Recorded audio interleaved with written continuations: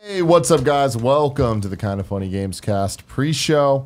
I'm Tim Gettys, joined by Jared Petty and Cool Greg over there. Shannon. Cool Greg, what you doing with that Nintendo Switch? I'm just bragging right now. Do you want to know what I'm bragging about? Yeah, dude. Because I'm a man who has a lot of connections since Kind of Funny, right? Of course. Top-notch people. I mean, I'm in Jay-Z's ear. I've always wanted to be there, Yeah, you know? yeah. So, one person I've never been able to get in the good graces of is J.K. Rowling. But I got a little closer today because there's this game you guys might have heard of called Harry Potter. Yeah. And it's Lego Harry Potter, actually, right? Oh, It's the whole complete collection on the Nintendo Switch. coming out on Switch. Guess when it's coming out, Tim? When's it coming out? The 30th. Ooh, 30th of this October month. Today's October 25th, though. You might ask, how did you do this, Cool Greg? How I'm pretty did you sure get it J.K. early? Rowling hit her Herself? up and was like, hey, we need to get these kind of funny guys, especially this Cool Greg and Excarpino guys. We need to get some codes. Yeah? So I got my code in about, I mean, you could see. You know It's a lot more downloaded. than me. Yep. Maybe about 30 minutes. I'll be there. Yeah? Yeah, back Hell in yeah. Hogwarts, back home. Because you've never beat all of the Harry No, Potter Lego I games. haven't. What But you're a is fan, your right? story with the Lego Harry Potter games? Well, if I remember this correctly, when I first came around the Kind of Funny guys, I found out about this thing called Vita Island, and Kevin was real emotional, adamant about making sure that I get to play, and I enjoyed it. I'm not, I'm part of this island. So he let me borrow his Vita, and I have it still on my desk right now. And I also had this one game called Lego Harry Potter, right. but it was the It was years years. 5 through 7. Yeah. So I had to beat the later ones. No, wait, I think it's the reverse. Wait, you had the early ones first, or you had the late ones first? You had the early ones on the Vita. The early ones, there was okay. the 3DS, right? See, I don't know, man. I'm getting confused. I don't play games enough to remember all this shit. All I know is the one I did play, I beat the shit out of. I was 100'd it. Yeah. Got everything I could. Every Which in a little Lego character. game, that's a feat. I Yeah, I mean, was going that's some crazy. red Going bricking on. going on right I was there. going crazy. Red Brickin'. So now I'm able to do the whole thing again and maybe finish the story. But y'all know me. I might not finish the last story. So I don't dude, like stories to end. You don't want it to end. Do you play it by yourself, or do you play with two Greatest people? Cool Greg I'll thing play it ever. myself. Play it by yourself? Okay, Yeah. I wonder. Do you play Lego Maybe a games lot of first? game shit. We'll see. I don't The know. last time I fully played through a Lego game was probably the very first Lego game. Lego license game, which was, if I remember correctly, Lego Star Wars, the prequel trilogy. Yeah, those are the ones I remember. Me and my brother rented it from Blockbuster and beat it in one sitting. The two of you together? Yeah, Side by It side. was fun. It was a great time. Yeah, I don't think that I've ever played through a full Lego game since. And obviously, I played Lego Island. You know what I mean? Back in the day on the Windows 98. I don't remember that shit. You know, I did that shit. I did that. cannot recommend, despite the fact that it's a fairly old game now, I cannot recommend Lego The Force Awakens enough. That game is great. Really? Just superb. I mean, the Lego games are just so fun. Yeah, it's a You know? it's a I think great Star Kevin Wars gave me game. that game as well. I just never played it. Oh, you'd like it. You have it on Vita, right, Kevin? That sounds rubbish in my mind. Yeah, that's a great game. But I'm yeah, very- that sounds right, but who knows, man? Yeah. Who knows anything, dude? You ever Not think me. like Lego games That's are like damn sure. kind of like King of the Hill? They're just over there like quietly producing excellence year after year after year, while other flashier things happen around them. They're just sitting back there like, no, we're just making great stuff every game. Yeah. Great. Another great game. Another great game. Another great game. Just that making is- them. Wow.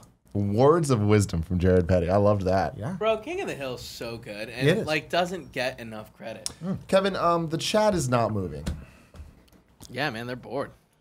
Is that what it is? No, there. Oh, there we go. You're just boring the shit out of him.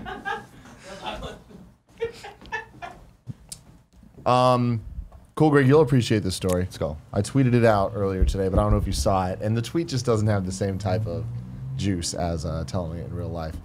Me, Kevin, and Joey went to get a little Hawaiian drive-in earlier, which is a weird name to call a place that is not a drive-in, but it's Hawaiian. Well, it's not in Hawaii. No, it's Hawaiian food though. Some of those like delicious spam and rice based plates. Exactly, Yeah. exactly. So we got the barbecue mixed plate, of course, and it was great. But while we were there, Kevin was talking to Paula, talking some shit about Paula, actually. That don't sound right. Why are you gonna put me on blast like that? Is that story okay? Yeah, no, it's fine. She posted something about going on a trip. On a road trip. On a road trip. Whoa! There it is. There it is. That was fundamentally disturbing. It's like a David Lynch movie. Just She was bragging on her Instagram stories, Paula Draws 24, that she was going on a road trip on her own. Yeah. And it was like two things. Like one, why are you gonna talk about how much you like not being with me? You know what I mean? And two, A road trip? You're going to Sausalito, which is 30 minutes north. Yeah, it's like that's not a road trip. Yeah. That's like the next city over. But Kevin was like, Tim, how do you spell Sausalito? And so I looked at him and I was just like, SALSATIME. And he was just like totally with me. Then he like gives me this look around the M. I started spelling salsa time because I thought it'd be funny. As soon as you didn't have a U next to that first A, I was like, okay, he's not spelling this correctly, so just stop listening. And then when he got to the M, I was like, this motherfucker just spelled salsa Tim. What would you do to see a tour between Lil Pump and Sausalito? Oh, sorry. Hold on. Oh. One more time. Like Sausalito just sounds like a rapper name. Oh, see, Right? have them connect Sausalito because it's the sauce. Yeah, right. Like Sausalito- sauce by the leader. Like you I'd know? watch Sausalito go on tour with somebody. It just Damn. sounds like a good rapper name. You just missed one of the scariest thing to ever happen on Kind of Funny, Greg. You did. Kevin switched over his Kevin camera. happened. He was. Can you replicate? It was glitch the in the distortion Matrix? of his body that made it perfect, though. Like, Yeah. because part of him was gone. All right, ready? Yeah. It was like something out of Twin Peaks season 3. Yeah. Jesus Christ. Ugh. Fucking A. Oh, I need paper for mobile game BS. Oh, that's true. We got a good one today. I'm excited for it. Yeah, it's exciting. Yeah, it's going to be a fun topic today. Looking forward to that. The chat's once again not moving. Chat, what's it going to I don't know why it's doing this. It's Somebody's asking where I get my Killer Queen shirts. I got this one at California Extreme, which is an arcade convention that's held every year in July down south of here, a little bit in the Bay Area. And I got the other ones they sent us for Killer Queen. California Extreme is one of the coolest names possible. Yep. Yeah. Calex. For a convention. I Have you came ever up with been? an idea today. I have not.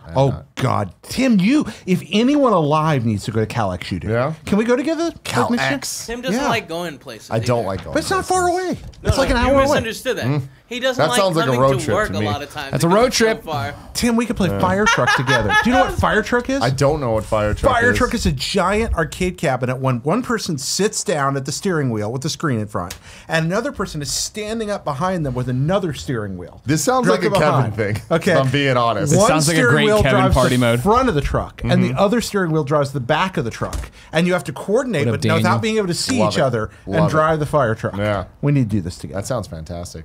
Yeah. It's Greg good. Miller, I want to pitch you on an idea I had today.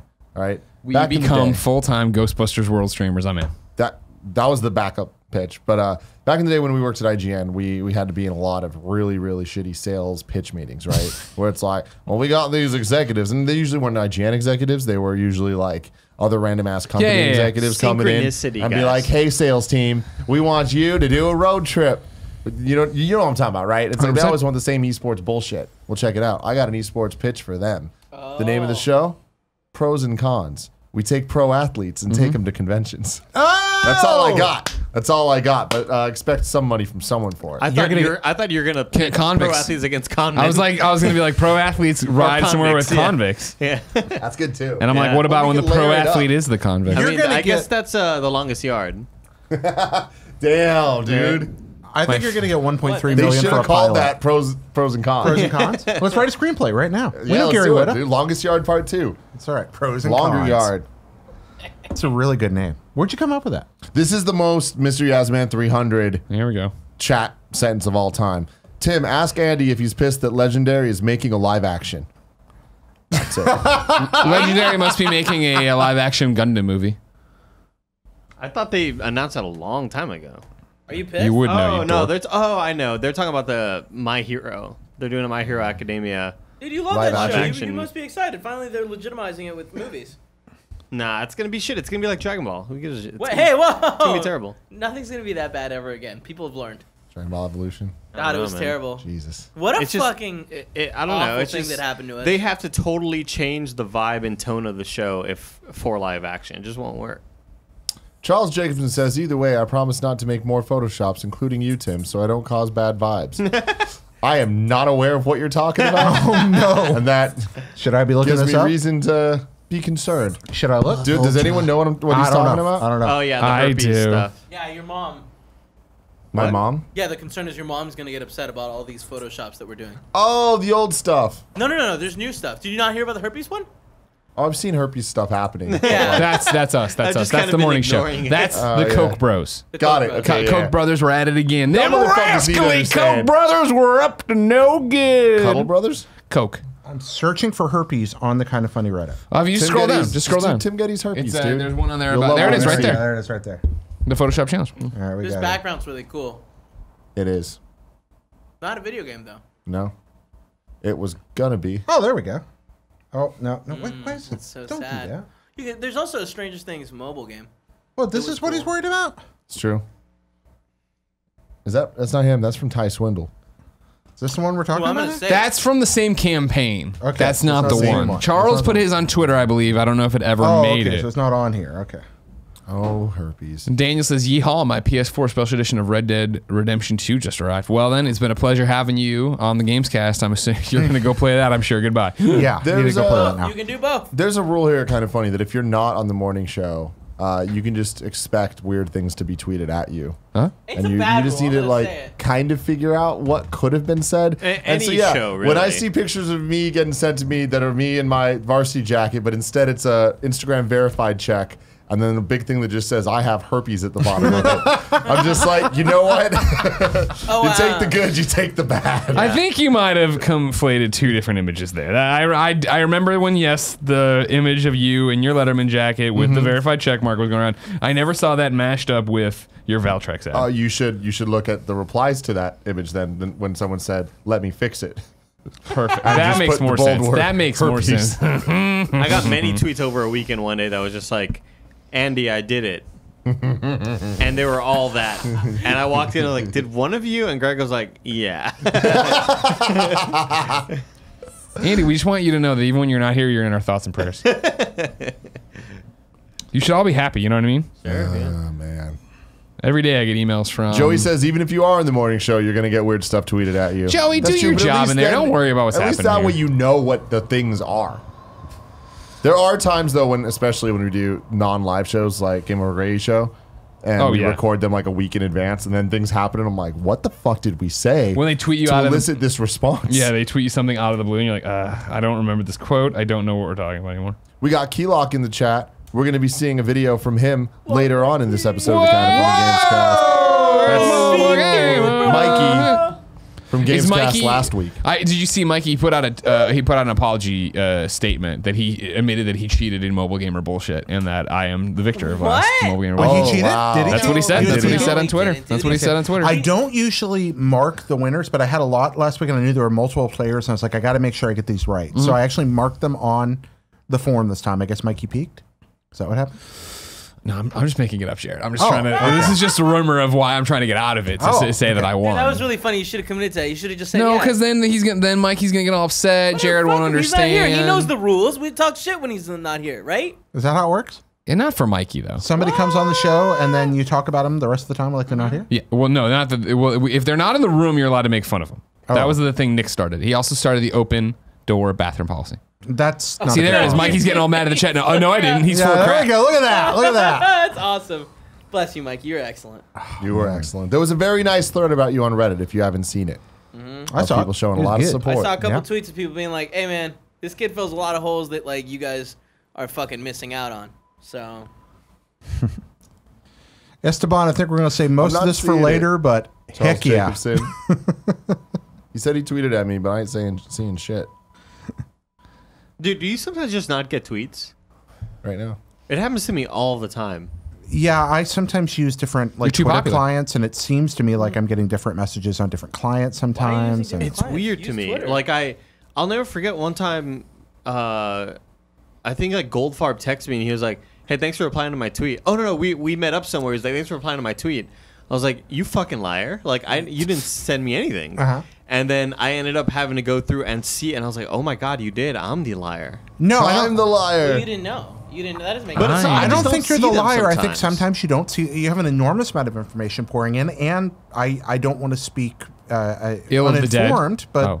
it seems to me that sometimes I randomly unfollow people that I never unfollowed. It seems sometimes that I don't receive tweets. There are algorithmic things going on, and sometimes technology just breaks too. Yeah. So it could just be that. This is one girl I used to work with I at like this Best Buy, story. and one day suddenly on Instagram, I'm following somebody called The Adventure Bitch. And I was like, what fucking spam bullshit is this? And who followed this for me? Like, when did I get hacked and start following The Adventure Bitch? I don't know who this is. And I checked, I was like, oh, that's Cassie that I used to work with at Best Buy. And she has like 40-something thousand followers. I was like, oh my God, what happened? Like, it was just very shocking She went to me. on adventures. No, well, She's the adventure bitch. So what she does is... It's the adventure bitch. Hold on, what does she do? She sells her apartment like on Airbnb. Yeah, there was a pause. It was a little too long there. She sells her like apartments on Airbnb and like uses that to just go like vacation everywhere, and it's all about like you know, making money for yourself and owning your own business or whatever. And people follow her for stuff like that. I was like, wow, that's really cool. Good for you, Cassie. Doing a thing, Yeah. man. That's Shout out really to Cassie, cool. Also, man. solid fucking Instagram name. Adventure bitch. I would love to be the adventure bitch, but I'd have to like have the lifestyle. Kevin, you're my back. adventure bitch. Thanks. I have nothing to say about any of this. You don't like adventures? I don't like using that word as a pejorative. Adventure? Get out of here, Fogey! You I mean, old I fogey. Did it for a bunch of my life, and then one day I was like, maybe I shouldn't do this anymore. So I stopped. Oh God damn it! It's fair. It's very fair. Greg, what are you doing? I'm getting taken to the. I'm trying to Where you bring getting down my taken, Greg? first boss The here. Ghost house? Yeah, and Mayhem has just Boo. given it to me, Hey, such a Dustin. loser. and I'm dude. not prepared. Andy's right! Andy's right! Jesus, dude. Andy, you love Pokemon Go? Are you loved? I mean, only yeah, liked everybody it when I was loved cool. I it. mean, yeah. Can I Everybody love loved something it. then, Andy? Is that okay? No, dude. No, you're not allowed to love things, Greg. We already know the you don't love difference. things. Dude, We've heard enough background- about that. this Here we go. background Here we looks go. Good. Great. Found Us Nation, baby. Can this just God, be we're the so only close. background that gets used? I love it. I'm thinking of getting this framed in my house. Gia gave me the approval. Really? Based, Whoa, on, based really? on color alone. Oh, it's great, dude. So Give were me you the on- seals, purples, and blues. I'm That's all all I in. want, man. I want my eyes to get ruined in a horrible accident. Oh my God. my God. And then them to be able to fix it, but everything I see is in shades of purple and blues. You know what I mean? Dude, you legit Fix have a the I mean, problem. I for literally me. understand what you mean, but you don't know what you're asking. Why don't you just put sunglasses on? But yeah, buy the Daredevil glasses, but get them blue Blue? and purple. Instead of becoming making Jordy sense. LaForge, just like, buy I'd be down sunglasses. for that too, though. Nah, man. Have your eyes poked out. As not if Jordan fun. LaForge is like a real person. Nah, Jordan you don't LaForge want to is live totally like a that, real man. I know what you're talking about. You were on. Were you on Gamescast yesterday? Games Daily? Games Daily, yes, sir. I'm half asleep right now. I was on the No, it's beginning. Andrea. Just on the Oh, beginning. yeah. Oh, okay, so you came on to talk about Smash and the leak then? Of course. Okay, I haven't gotten to Grinch listen. theory. I haven't gotten to listen yet. What do you think? Do me a favor, Jared, and please listen to the first 20 minutes of yesterday's episode. Yeah, Jared, All right. my response to that was gonna be like, "Hey, I don't ever recommend our shows to anyone, but you should really watch Games Daily from Yeah. yesterday. Okay. It is This I- theory something goes special." deep. I can't wait. Because I love all this stupid conspiracy theory shit, especially when it comes to Smash. Yeah. But like, man, would you be surprised to know that this one ends in the Grinch? Things get weird, man. I can't wait. No, I usually listen to Games Daily, but I haven't gotten to yesterday yet. So Couldn't do it, guys. Had to flee. Couldn't Flee? do it. Had to flee. yeah, Just wasting my time. Wasting my shots. Whoa. Need to upgrade, man. So bad. Yeah. I think I'm gonna cash in a whole bunch of ghosts, get their money, and then go spend it on upgrading the boson cannon. Ozone? You need the good Is there boson time for cannon? me to go get more coffee? Yeah, dude. Jared, there's all the time in the world, bro. Could you do me a favor? Yeah, what do you want? I'm fucking feeling like partying. Can you grab me another one of these Oh guys my from the God. refrigerator? Jared, while you're up, can you Wow. get me an ice with? There is. We have diet of those? Mm-hmm. Okay, I may get that instead of coffee. Damn, dude. Do you feel like partying, Greg? No, I'm good. All right, so you want regular? I mean, if you call party and destabilizing ghosts to get the coins to go spend Hey, on man. boson cannons, yeah. Yeah, we do. Yeah, we do. Potato, potato. You know what I mean? Y'all ready for Andy? ready to It's bust? Andy. But bust this nut, bust this nut. No, bust no, this ghost, nut, ghost, bust ghost. this nut. Y'all ready to We bust had a nuts? conversation recently, Andy, about the phrase Bustin' makes me bust a feel nut. good. Well, and yeah, bustin' makes me feel good. Actually, is where it gotta started. stop. But talking about bustin', It feels and like- it's like, when did that start? Like, bustin' makes me feel good. Did he know what he was saying back then? Did Ray Parker know what he was saying? Oh, I don't think so. I don't No. either. I think you did. I think it was just like a really last second lyric that he. Oh fuck! They're on their way to the Like, studio. very He's just low crib noting effort. it. Like fuck. Greg, your beard looks great. Thank you. Trimmed it up. Did Yeah, the, that's did the like trim. the perfect trim Perfect. length. Yeah. Thank you. Yeah, I'm experimenting out there. Yeah.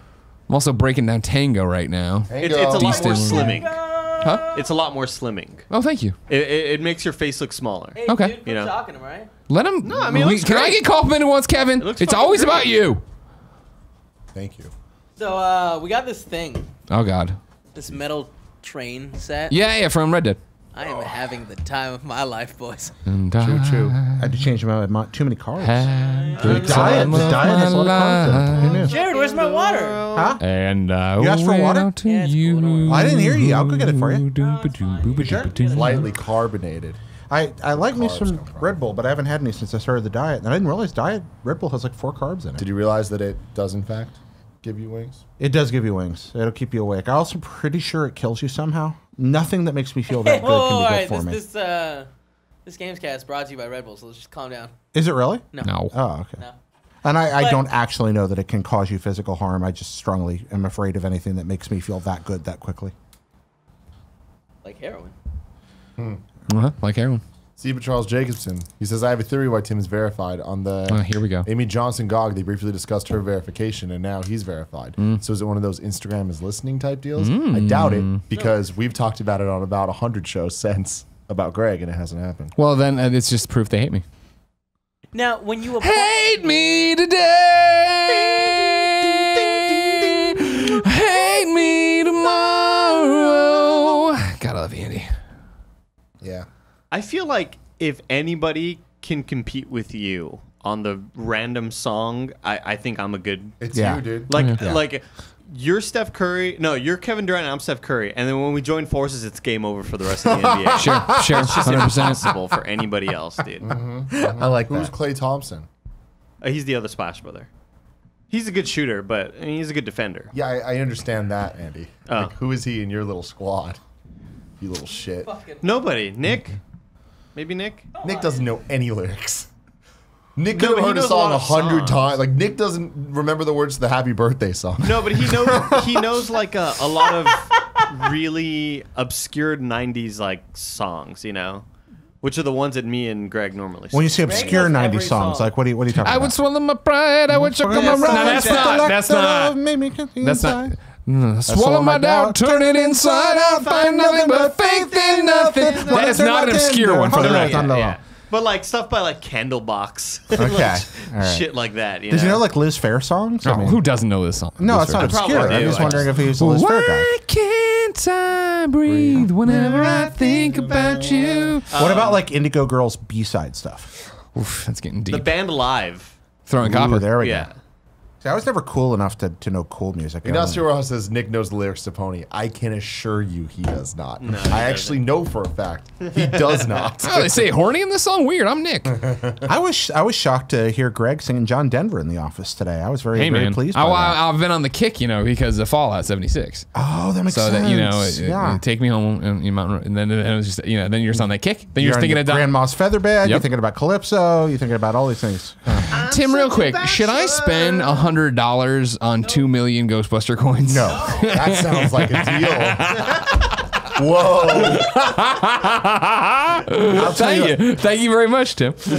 Give me $100 and I'll give you something much more valuable. No, than you those won't. Ghostbuster coins. You fucking nasty, give me Jared. love. Mr. Yasmin says, Tim, did you see that the Android has an AR porn app where the porn stars are in reality? See, the thing with these AR reality things is people always end up looking like Ant-Man in the school scenes of Ant-Man 2, Yeah. where they're like weirdly sized. Oh, okay. porn-wise, It's hard to would get that be scale. so hot, Yeah. like not good? Would that be? Hey, I'm not saying it's good? not good. I I'm just loved saying- Ant-Man 2. Yeah, I had some friends that went to a VR porn game appointment at a convention a couple of years ago and talked about how they were still working out the kinks. And it was a very professional presentation. The whole thing was very well put together. But they said the weirdest part was they put them on and then the actors were just giants. Like you were just this minuscule being When before PlayStation a V- giant nude body. When PlayStation VR launched, one of the companies started doing PlayStation VR enabled porn, which is just you put it in the media player and say put it in VR mode, and you're watching a porn video that way. And you like move your head around, obviously. And so I reached out and got those codes, of course. And yeah, that was the problem. Aside from them all like having weird accents, like clearly, like you're like, oh man, I hope you came over here of your own will, Don't because this shame. is like seems weird. You know what I mean? Yikes. What's You wrong know, with you know, porn you're with me. people? You don't like accents in your porn? You fucking weirdo. So just super broken English. Like, Felt what like did they a tell heavy- you? What did they tell you to felt like get you in heavy this rain. house or whatever? But then they'd come in, yeah, and it would be their forehead was like just gigantic. And then on top of that was the weirdest feeling of just being there. Like, it was literally the scene from Spider-Man 1. of sleep, where I was just lying there paralyzed. I couldn't move my arms. I could move my head, but you'd look down and just see this giant throbbing dick and then these dead arms and dead legs you couldn't move. You know what I None mean? of that What a is- I can nightmare. relate. What a so nightmare. hard. That sounds like a Clockwork Wait, Orange was almost. wait, hold on. Was it just video or was it actual 3D models like game No, engine? it was just a video. This is video. I'm watching porn. okay, the got it, the guy got getting the BJ, the blowy, he was wearing some kind of camera in his eyes. Got it. How thick we talking? Like girth? I mean, again, with the whole thing, it looked like a redwood. With the whole, like, the way it was thrown off size. Alex Krepp says Greg's gonna pull a blonde nerd and spend $800 on Ghostbusters. Did Britt spend $800 on Ghostbusters? Pokemon Probably Go. on Pokemon Go. Go. She's Okay. crazy. Yeah, Greg, I spent Greg's around. one for competition. He's gonna go 900. I spent around 200 to 250 on Pokemon Go back in the day. Really? Are you being you joking or are you joshing? No, over a span of He's I don't joshing, know, bro. half a He's year. joshing. I'm Yeah. trying to figure out how I the think I game- put it in about 20. So far, $5 is what I've. No, yeah, $5. I'm so allergic to 10. microtransactions that I can't think of a time that I've ever done that except with somebody else's money. Like when I was working for IGN writing the Planet Site 2 guide, spent a lot on that, but it was all theirs. I can't think of a time of. Samesy, bro. Yeah, when No, I was for doing money. it, Mike says Return of the Jedi was filmed on him. Think about it for a second. I get it. I He's get talking it. about the dick tree. The dick tree. I was a lot of my nights back when Pokemon Go came out was like going to go jog, and when I didn't have stuff to play Pokemon Go with, I would like buy shit, and that's what I Sure, was doing. That's why I sure. spent so much money on Yeah, it. that's how you got super in shape though, and you got really fast. So fast. That's how you got super in shape though. I mean, I was already really fast though. That's a great point. You have pointed that out and shown that actually. We saw you run down the road that one time. Super speed, Well, I don't know if I'd say super speed. You just ran fast, yeah. Andy, I was shocked. ultra speed. Thanks, Kevin. Yeah. Kevin, could you God, outrun I want Andy? to reply to this No. email so bad, Greg, This email? that you just sent. I want to reply back and be like, don't fucking do it. You can tell me. Nah, I don't want to fucking Wait, you two are sending emails back and forth across No. the While table? we were having this I'm conversation, I was like, what am I thinking? So I emailed the Ghostbuster PR people. I'm like, hey, I'm hopelessly addicted. Can I get free coins? And I'm on the chain. I want to reply Do it. so bad. You Be like, should respond back. don't Don't- give it to him. He's going to give you a lot of money. I'll never, see, that's the thing. I'll never do the upfront charge, right? Of like, here's, I'm spending $100 or whatever.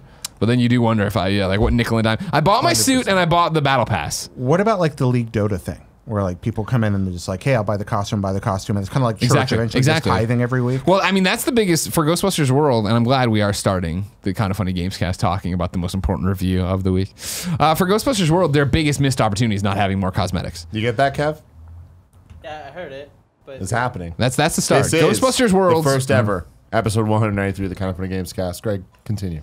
the biggest thing they've missed in terms of monetization, at least for most people, is just customization. I got in, I bought my Ghostbusters 2 suit, done. Now, will they get smart and like with future updates? Hey, here are glasses you could have for your character. Here's a Earrings. fat body. There's no fat body. I'm way too fit. And I put it in quotes. This brown-haired Avatar. guy I'm playing is too fit. You know what I mean? Jesse's girl. Jesse's girl? That's what I call So her. you'd like to be a person with a different body type. Yeah, I want to. This is Ghostbusters, all right. I want to role play as me. My character's named Greg Miller, all right. Okay. Like I want to make this guy look as out of shape and beat down by life as I do. So you want to be able to have cosmetic transformations for your characters that allow you to really, really super customize it. Yeah, Just exactly. MOBA So style. that's the whole thing of like right now they're trying to sell you the coins, the gems, just to make, as I'm sure it is. I'm gonna your help here. Pokemon Go expert, #1 video game journalist Andy Cortez. I never spent any money in Pokemon Go. I never really played it. You can use it to, I guess, get currency and upload or upgrade stuff. I would spend money on buying Pokeballs, on lures, Ultra Balls, shit like that. Okay. That's what I would spend. See, money there's a whole leveling system in here and improving your gear and your proton pack and your boson cannon and all that jazz. That stuff is like what I go and I spend the coins that I'm earning in game, and I can sit in there and wait for spend that on that. But then there's a timer as the research happens, and I can spend the gems that you also get in game, but not nearly enough if you want to do that crazy Every stuff. time you say boson cannon, it reminds Mark me Boson. of proton cannon in Marvel vs. Capcom. It's Iron Man's finisher. It reminds me of Neil deGrasse Tyson. Cannon. That's I don't know interesting. why. A Well, boson cannon? particles. you know what? Yeah, yeah. me too. That's what it's pulled from. Science with Kev. You too? Me too. Kev? Yeah. I don't walked know into why. a local laundromat just a couple of nights ago and found a Marvel vs. Capcom machine still there in the One back. or two? One. Wow. Did you steal it? There's Old one school. at the round table, kind of near Kevin's house. MVC Yeah, one or two. One. Oh, okay. Whoa. Wow. MVC2 is the better game, but It finding is. the MVC1 cabinet's pretty rare. Makes you feel Jared? good. Just What's like that? busting. Is there something wrong with your washing machine? Or? Something wrong with what? Your washing machine?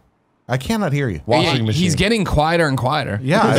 Something wrong with your washing machine? Something wrong with your washing machine? No, my washing machine is working very well. Thank you, Kevin. However, if it is ever out of repair, I'll probably ask you to come over and fix it because you do stuff like that. You could do that, Kev. I believe in He's you, the big guy. Bob the Builder of our generation. Kevin, don't let this be your last stop in life. There are other avenues you can take to further your career. I think Andy's trying to get me to quit. No, I'm just saying explore. Adventure.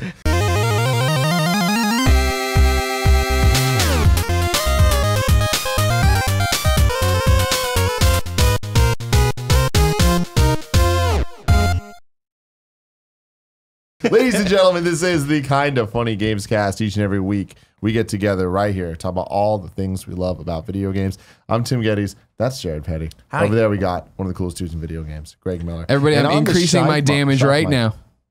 Everyone's proud of you. Ghostbusters World on Android and iOS stores. Now, here's the next question about Ghostbusters World. Andy, Question. you would know this better than most. Would I? You Andy's on use the that shop little mic. Streamlabs thing on your phone for switches or for streaming and whatnot and twitching. Can you Streamlab a mobile game? Do that? Can I do that? I don't know if you could screen capture while Gotcha, you're doing it. I know, gotcha. I know it uses the cameras, but I don't know if screen capture is an option. Andy, welcome to the Twitch now show. allows that, so What? who knows? Twitch allows what? I mean, the Twitch app now allows actual streaming, where Streamlabs was what the better. so I can go into the Twitch app and use that to stream? Yeah, remember how it was really shitty at first? Apparently they've improved it quite a bit, but I don't know if you can do screen capture. Okay. Hi, welcome to the show. Hey, what's up, Yeah, guys? it's good having you. Oh, on the camera. Oh, Yeah, Shotcam. Wow, man. look It's at great. that. Shotcam made possible by patreon.com/kindoffunnygames. All your support over there allowed us to the technology to be able to do this. So shout out to Patreon producer Travis Barrett. Woo! Making the cool things happen Related here. to And Travis also, Barker. shout out to all you beautiful people that supported this Oh, show. the names are going Kevin's by. going to make the names go. Thank you time for for that, reals. Kevin. Shout Thank out to you for everybody that. watching live. Shout out to everybody who's watching the Yeah. pre-show. They'll watch the post-show either live or on Patreon on Friday as a video. Patreon.com/kindoffunnygames just gives you so many options. It does. To, If- to support the show in various ways. We had an amazing pre-show earlier where we talked about Andy's VR former porn. coworkers, Yeah, VR porn, Redwoods. redwood trees. In very roundabout ways. It'll surprise you. And then also there's going to be a little post-show action too. And for just $1 on Patreon, you can watch it live and get all that stuff. Or for a couple more dollars, you can get it and watch it as the VOD whenever you want. Whenever you 'Cause want. What does VOD stand for, Greg? Video on demand. Have it your way. Have it your way. We're stealing the There was Burger, also a lot Burger of King singing song. in, That's beautiful. Yeah. the Just trying to pre-show. jump along. I'm glad you did. Thanks, Greg. No problem, Andy. I'm happy to have you here. Andy, why do we have you here? We're talking about a little game called Red Dead Redemption 2. Red Dead Redemption 2. I can't talk about it as much as you guys can, because I'm not anywhere near. I've played like maybe 10 hours, Okay. if that. Maybe I 8. haven't played any. Andy has played 10 hours. Kevin, how much have you played? I played approximately 2 hours. I got it last night around midnight. Greg Miller. 20 hours. I've lost count. Yeah? Yeah, I've played a ridiculous amount. Have you crossed 50? Total completion? No, he's talking about hours, I think. Oh, hours? It'd be close, I'd say. Have you, yeah, where are you at right now with total completion? Total we talked about this, completion of course, on percentage, Red Dead Radio. I think right now my total completion percentage, granted it was a sleepless night, but I think I'm somewhere right under 40. But that's not going to reflect how much I've played because I've gone several hours without accomplishing a single required thing. And that's the thing is, yeah, to jump in, he's gone further than that. Because Jared and I, when we did Red Dead Radio and where we are right now, are at the same total completion and the same story completion. Oh, Yeah. so you have not beat the game yet. Oh, no. Oh, no, Jared's it's still still in paying review. Jared motherfucking Petty, Mr. Red Dead himself, Whoa, has whoa, not whoa. beaten this game? No, I decided Wow. that. So when You're I got slow the playing game, it, dude. I get it, I man. decided this is the kind of game He's to a slow play. weekly show about it. He's got to say it's easy. Well, there's plenty of other outlets out there that are going to give you the right now impression. I was like, I thought about doing that. I had the time. I got the game very early, but I sat down and thought, no, I think I want to play this the way I would play it and give it the evaluation that I think it deserves from my perspective. I love that. Yeah, and so I Brandon have a neat Jones, spot. Brandon Jones from Easy Allies, he was doing a little Q&A earlier on Twitter, and I saw someone ask him, like, hey, like, do you feel like you missed out rushing through the game to get it done for embargo? And he's like, I do. Like, this is totally a game that I wish that I had unlimited time to explore and like go through at my pace. He's like, even going through it the way I did, I fucking loved it. But I figured as long as I was transparent about the fact that I was this far along, and this is my opinion at this point, that Yeah. would be fine with people. That's and they cool. seem to have reacted very well to that. So I adore it. But man, alive, I put a lot of time into this game, and I barely feel like I'm starting. Wow. Yeah. But is that a good thing? Yes, for me it is. Wow. Absolutely. Now, I think others may have a different opinion, but concisely, Red Dead Redemption Part 2 is a great video game. It's the kind of video game that when I'm not playing it, I'm wishing I were playing it, thinking about playing it, or thinking about things that happened while I was playing it. And I'm so excited to finally be at this point where we're passing embargo here, where I can sit down and talk with friends about it, because it's a water cooler game, if ever there was one. And I am impressed with just about everything the game tries to do. I'm impressed with its boldness. I'm impressed by the fact that somebody took a AAA title that could have been a shoe-in safe thing and tried some pretty radical stuff with it. And I'm impressed because I think they really succeeded in most of their attempts. What do you think, without spoiling anything, what do you think those radical things are? I think that they said, what if we doubled down on the cinematic experience? And when I say cinematic experience, I'm not talking about a Detroit Become Human storytelling game. I'm talking about, they said, what if we really did just make this slow, deliberate, sad, quiet, thoughtful, angry, introspective story?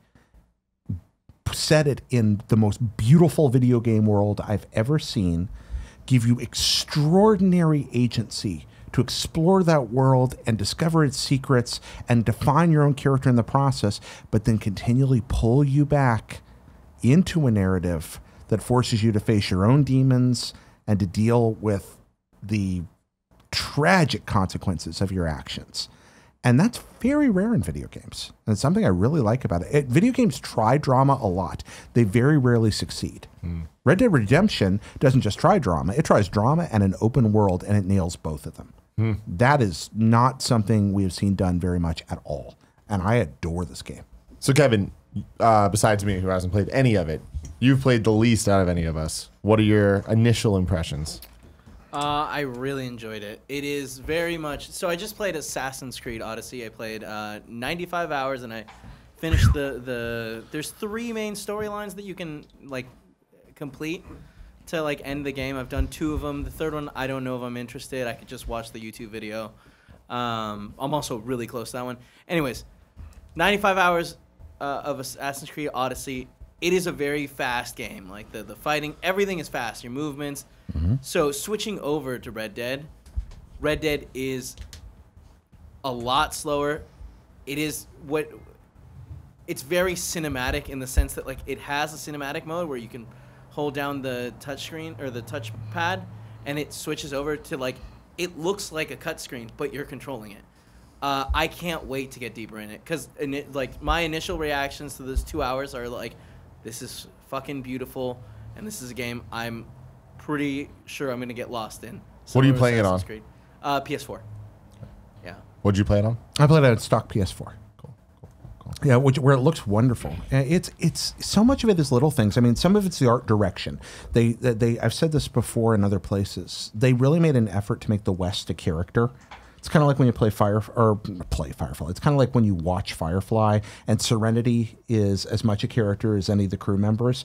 The West is the same way. It's this wild, beautiful, warm, often very dangerous and menacing character in the game.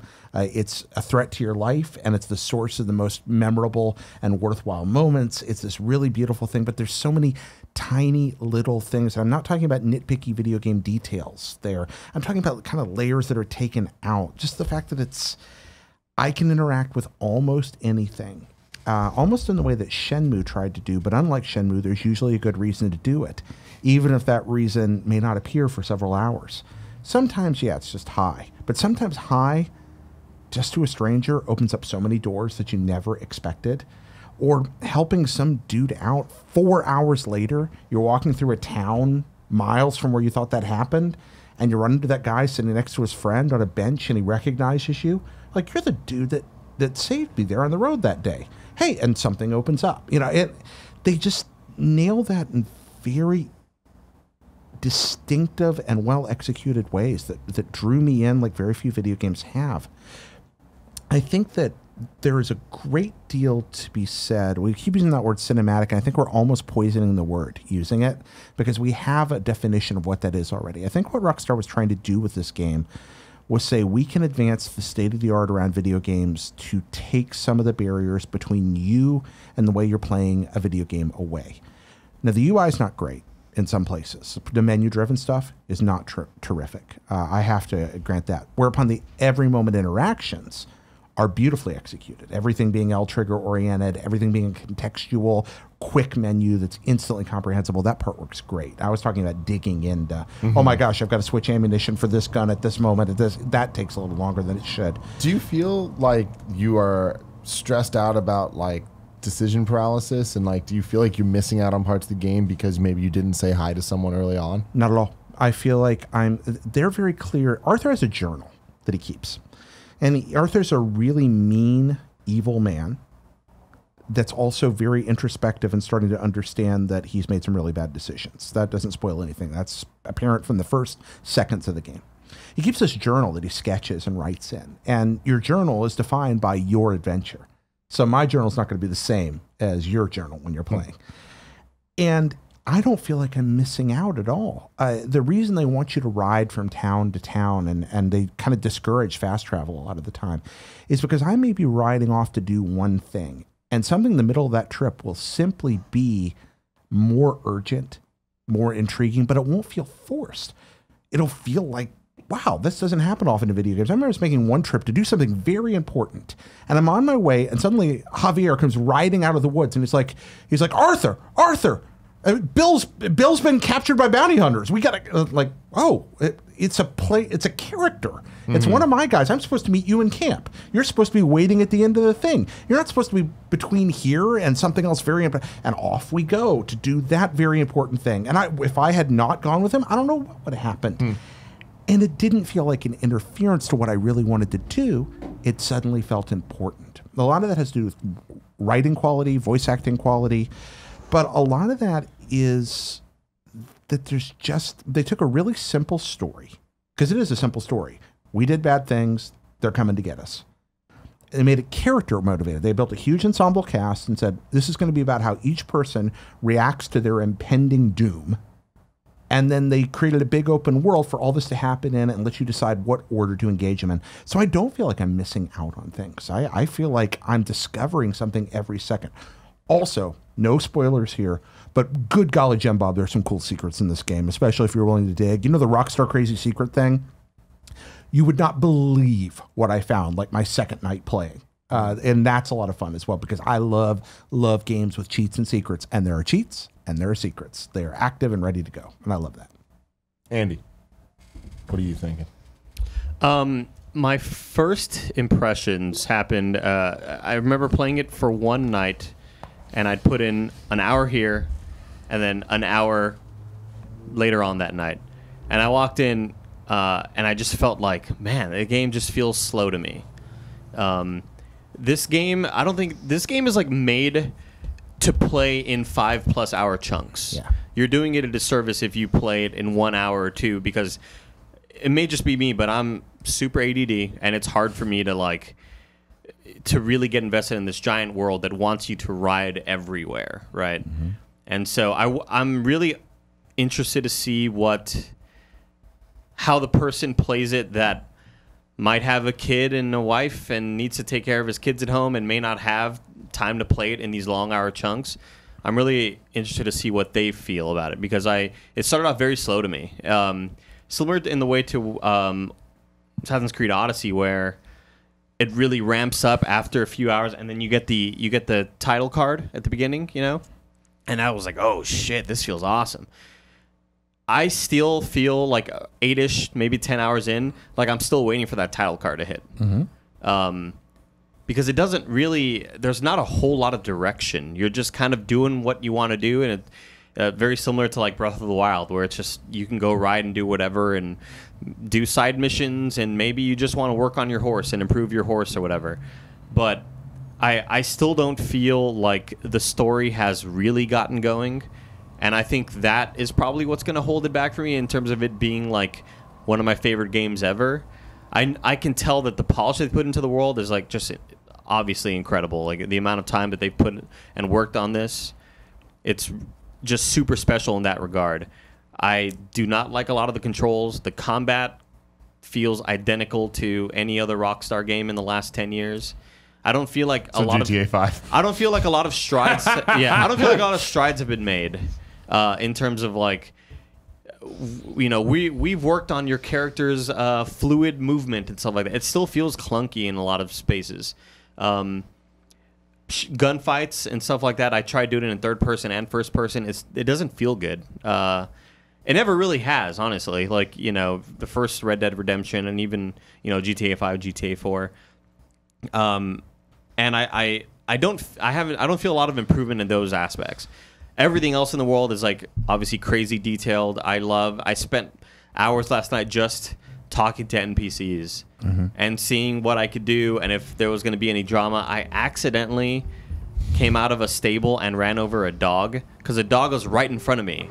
And you go into a preloaded animation where you're walking out. And I ran over the dog, and the dog is like dying on the fucking ground. Yeah. The dog's like rolling in the mud. With your horse. And I just, yeah, with my horse. Oh, okay. And I felt horrible. And it died there right in front of my eyes, and I couldn't do anything about it. And So then you climbed down and you skinned Credits it. to the gameplay, just saying, you monster. no, Game over. and then I'm wanted for animal cruelty. Like, what the fuck, dude? I didn't. So like as detailed as the game can be, it does do a lot of weird shit like that. I got into a gunfight in a town and nobody gave a shit. Like no witnesses. There was people around me, but nothing happened in terms of, as I was in the gunfight, I was like, you know what? What's going to be my exit plan? Because I know the authorities are going to come. They're going to send some lawmen my way. And nothing happened. And so... I like how you're taking on the terminology of the game. Yeah. Lawman. Yeah. So it's a game last night it really hooked me in, though, where I was able to play for about 5.5 hours. And that's where I did a lot of story missions. I did a lot of side stuff. I explored. I went hunting. Being out in the middle of the night with my horse and setting up a little campfire with like the crazy Milky Way star system, like yeah, it's beautiful, looks right? incredible. And you're playing on Xbox One X with the 4K TV? Yeah, HDR. Holy shit! I mean, Yeah. this game shines like it's gorgeous. Even with the PS4, like the HDR looks great. Yeah. I mean, absolutely fantastic. It starts and you're in the snow, and everything is just this white, and like everyone's like freezing, and you can fucking feel it. Yeah, Just with how beautiful it is. and I got the vibe of like, I'm sure everybody's making this comparison, but it reminded me a lot of Hateful Eight watching it, where it's like it's a slow burn, and you are here to learn about these characters and hear their conversations and understand their relationships and who hates each other, and oh, this person doesn't like this guy for what reason, and you start figuring that out. It's not the game to go into and expect action. It's definitely a lot more like methodical and well thought out. Last night is when it really hooked me, so I've been thinking about it all day. But for the first few nights, I was like, I can only put in an hour here and there. I had problems with like editing a video, and that hindered my experience because it's like, well, fuck, I can only play for the next 40 minutes. It's gonna take me a while to even ride the horse to that mission, and I'm not really sure who this character is. I don't remember him, so it's hard to get connected. I feel like Jared mentioned how he had like a 10-hour session, and those were like the best ones, and I can tell that's how it's going to be for me, where It's unless like I binge can watching Game of Thrones. It makes a lot more sense when you do that. exactly. Yeah, it's So- a game meant to be played in chapters, not missions. Yes. It is not a mission-oriented video game. It has missions, but they de-emphasize the importance of those, frankly, in the game very actively. And this is a game that you have to invest time in. I absolutely agree with you on that, Andy. I also was thinking about what you said about the slow burn beginning. I've heard this a lot, and I agree. But one of the things I liked about the slow burn beginning is that in missions that would normally just be tutorial missions, you're learning the mechanics of the game, but instead of it just being like, now we're going to herd some things, Mr. Marston, I'm learning vital facts about these characters. Huge plot points are coming up in the middle of learning to fish. Yeah. You know, like, what? I just suddenly know twice as much about what's happening as I did a second before. And I haven't seen that done much in games either. It's another thing I really enjoy about it. I wish I could change button mapping because God, I wish I could put the map on a button. Yep. I going into I think the pause menus, the menus just are so clunky. It feels like not much has changed in that regard since like GTA 3, like Vice, like. Worth pointing out, to interrupt if you don't mind. That's one of my gripes. Obviously, is the clunkiness annoying. of it, It's and really annoying. it's 2 button presses to get to more, I guess, with the directionals, but to get to a map or whatever. Worth pointing out that we talked about this on Games the other day. They announced today they're doing a companion app that you can put on your phone or your iPad or whatever. And you can then turn off the HUD of the entire game, so it's just a movie, and then you can leave the map open next to you the entire time, and set your own waypoints with touches, and so cool. monitor your cores there. And I was like, that's enough that when that drops tomorrow or tonight, hopefully, That's knock really on wood, cool. I want to play it. I want to play with that. I remember you and I talking earlier, Greg, like how much they really care about your immersion in this world, and then. You mentioned that you feel like it gets too gamey, where the cores and all this stuff. That's one of the things I didn't like about San Andreas. The having to eat, having to work out, your exercise, your blah, blah, blah. That stuff annoyed me, and I didn't want that in my GTA or whatever. And when this stuff introduced that, I said, oh, fuck. Like, I am not going to like this. But it is way less intrusive than I thought it would be. Upon first seeing it, I was like, oh, man, this is going to be a nightmare. I'm not going to dig this. And it hasn't really affected me much because I guess I look down and say, I haven't eaten anything in a while. Might as well eat something, you know. And I guess it's a lot like, you know, in CJ in San Andreas, it's like, oh, he's getting fat now because he's eating too much. You got to run.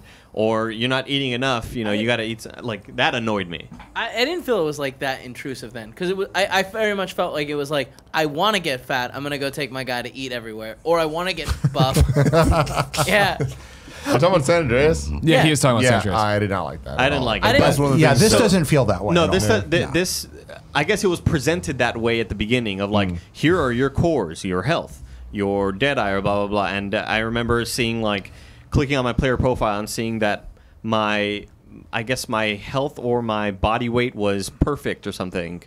Yeah, whenever you go into your stats, right, it tells you, like, you can click on it and get a report on Arthur on the horse. I guess it's a lot more minimal than I assumed your horse it die? would be. Yeah. Oh, Your yes. horse get fat? Oh, I don't know Your about horse that. can get fat, and your horse can die. I've hit so many goddamn trees and just left blood all over them. I feel my so God. bad. Me and Shadowfax. Shadowfax, Is we named Shadowfax it? still alive? Shadowfax is still alive. A very lot of much dog so. blood on the hooves, though. Yeah, I A lot of haven't. dog blood on the Oh, sorry, I didn't interrupt you. I was saying a lot of dog blood. Oh blood yeah, on the killing the dog was just heartbreaking. Watching a wounded animal die sucks because any Oh, animal yeah. can be wounded, and if you don't do an instant kill on a hunt or something, and they just lay there and writhe and scream. Yeah, it's- you lose man. like Paul is not you lose gonna like coolness Kevin points. playing this. If you don't kill a deer while it's dying, if you don't put it out of its misery, like you lose like that little, you get a tick down. Like if you kill For morality? if you kill like Yeah. a dick, yeah, exactly. If you kill like somebody like an asshole and you're just like, oh, I want to kill him for the fun of it, your morality goes down or whatever. Or if you help somebody, it goes up. And if you don't insta kill an animal, it also goes down. Yeah. But yeah, just interacting with NPCs is just, it feels so dynamic and so real. It's way more.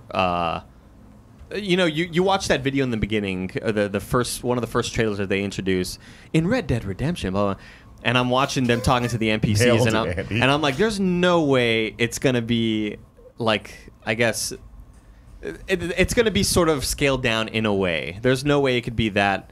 What's the word I'm looking for? I don't even know. Immersive. Awesome, immersive. But it really does feel like that. Where you know, I'm way too good of a person. I play these games as like such a paragon and like in Mass Effect, and I just found myself like waving hi to everybody and just saying hello to everybody. Like, hello there, partner. Hey, partner. Hello there. And everybody was like, hello there, mister. This guy, this is nice. And Yeah, you can keep exactly. going. What a You'd say nice someone's, hour. and sometimes a convo comes right out Oh, of that. yeah. You'll be like, oh, Yeah. wait, I can keep. If I greet the same guy again, not the same thing happens. Yeah. Like that's, or I can switch personalities in the conversation and weird stuff like that taking place. I feel like, I got brought into a gunfight one time, or a fist fight. I was Uh-huh. trying to break up a Who are you fight. saying Yeah. not to? No, this is two guys fighting. There's two guys fighting. So I'm like, oh, let me intervene. And then one of the guys starts punching me. So I punch him, and then the controls don't feel super modern. And so I accidentally brought out my weapon and just shot him in the face. And then, you know, suddenly it's like, oh shit, it was an accident, you know. But you dog killing, face shooting, son something of a bitch. about the controls don't feel like a modern game, and it's frustrating. That's always been that way with Rockstar, though, Yeah. right? I feel like that's always been their MO. Is like they have their own thing and they keep to it. But the same thing happened to me when I showed up to the fencer for the first time, I think.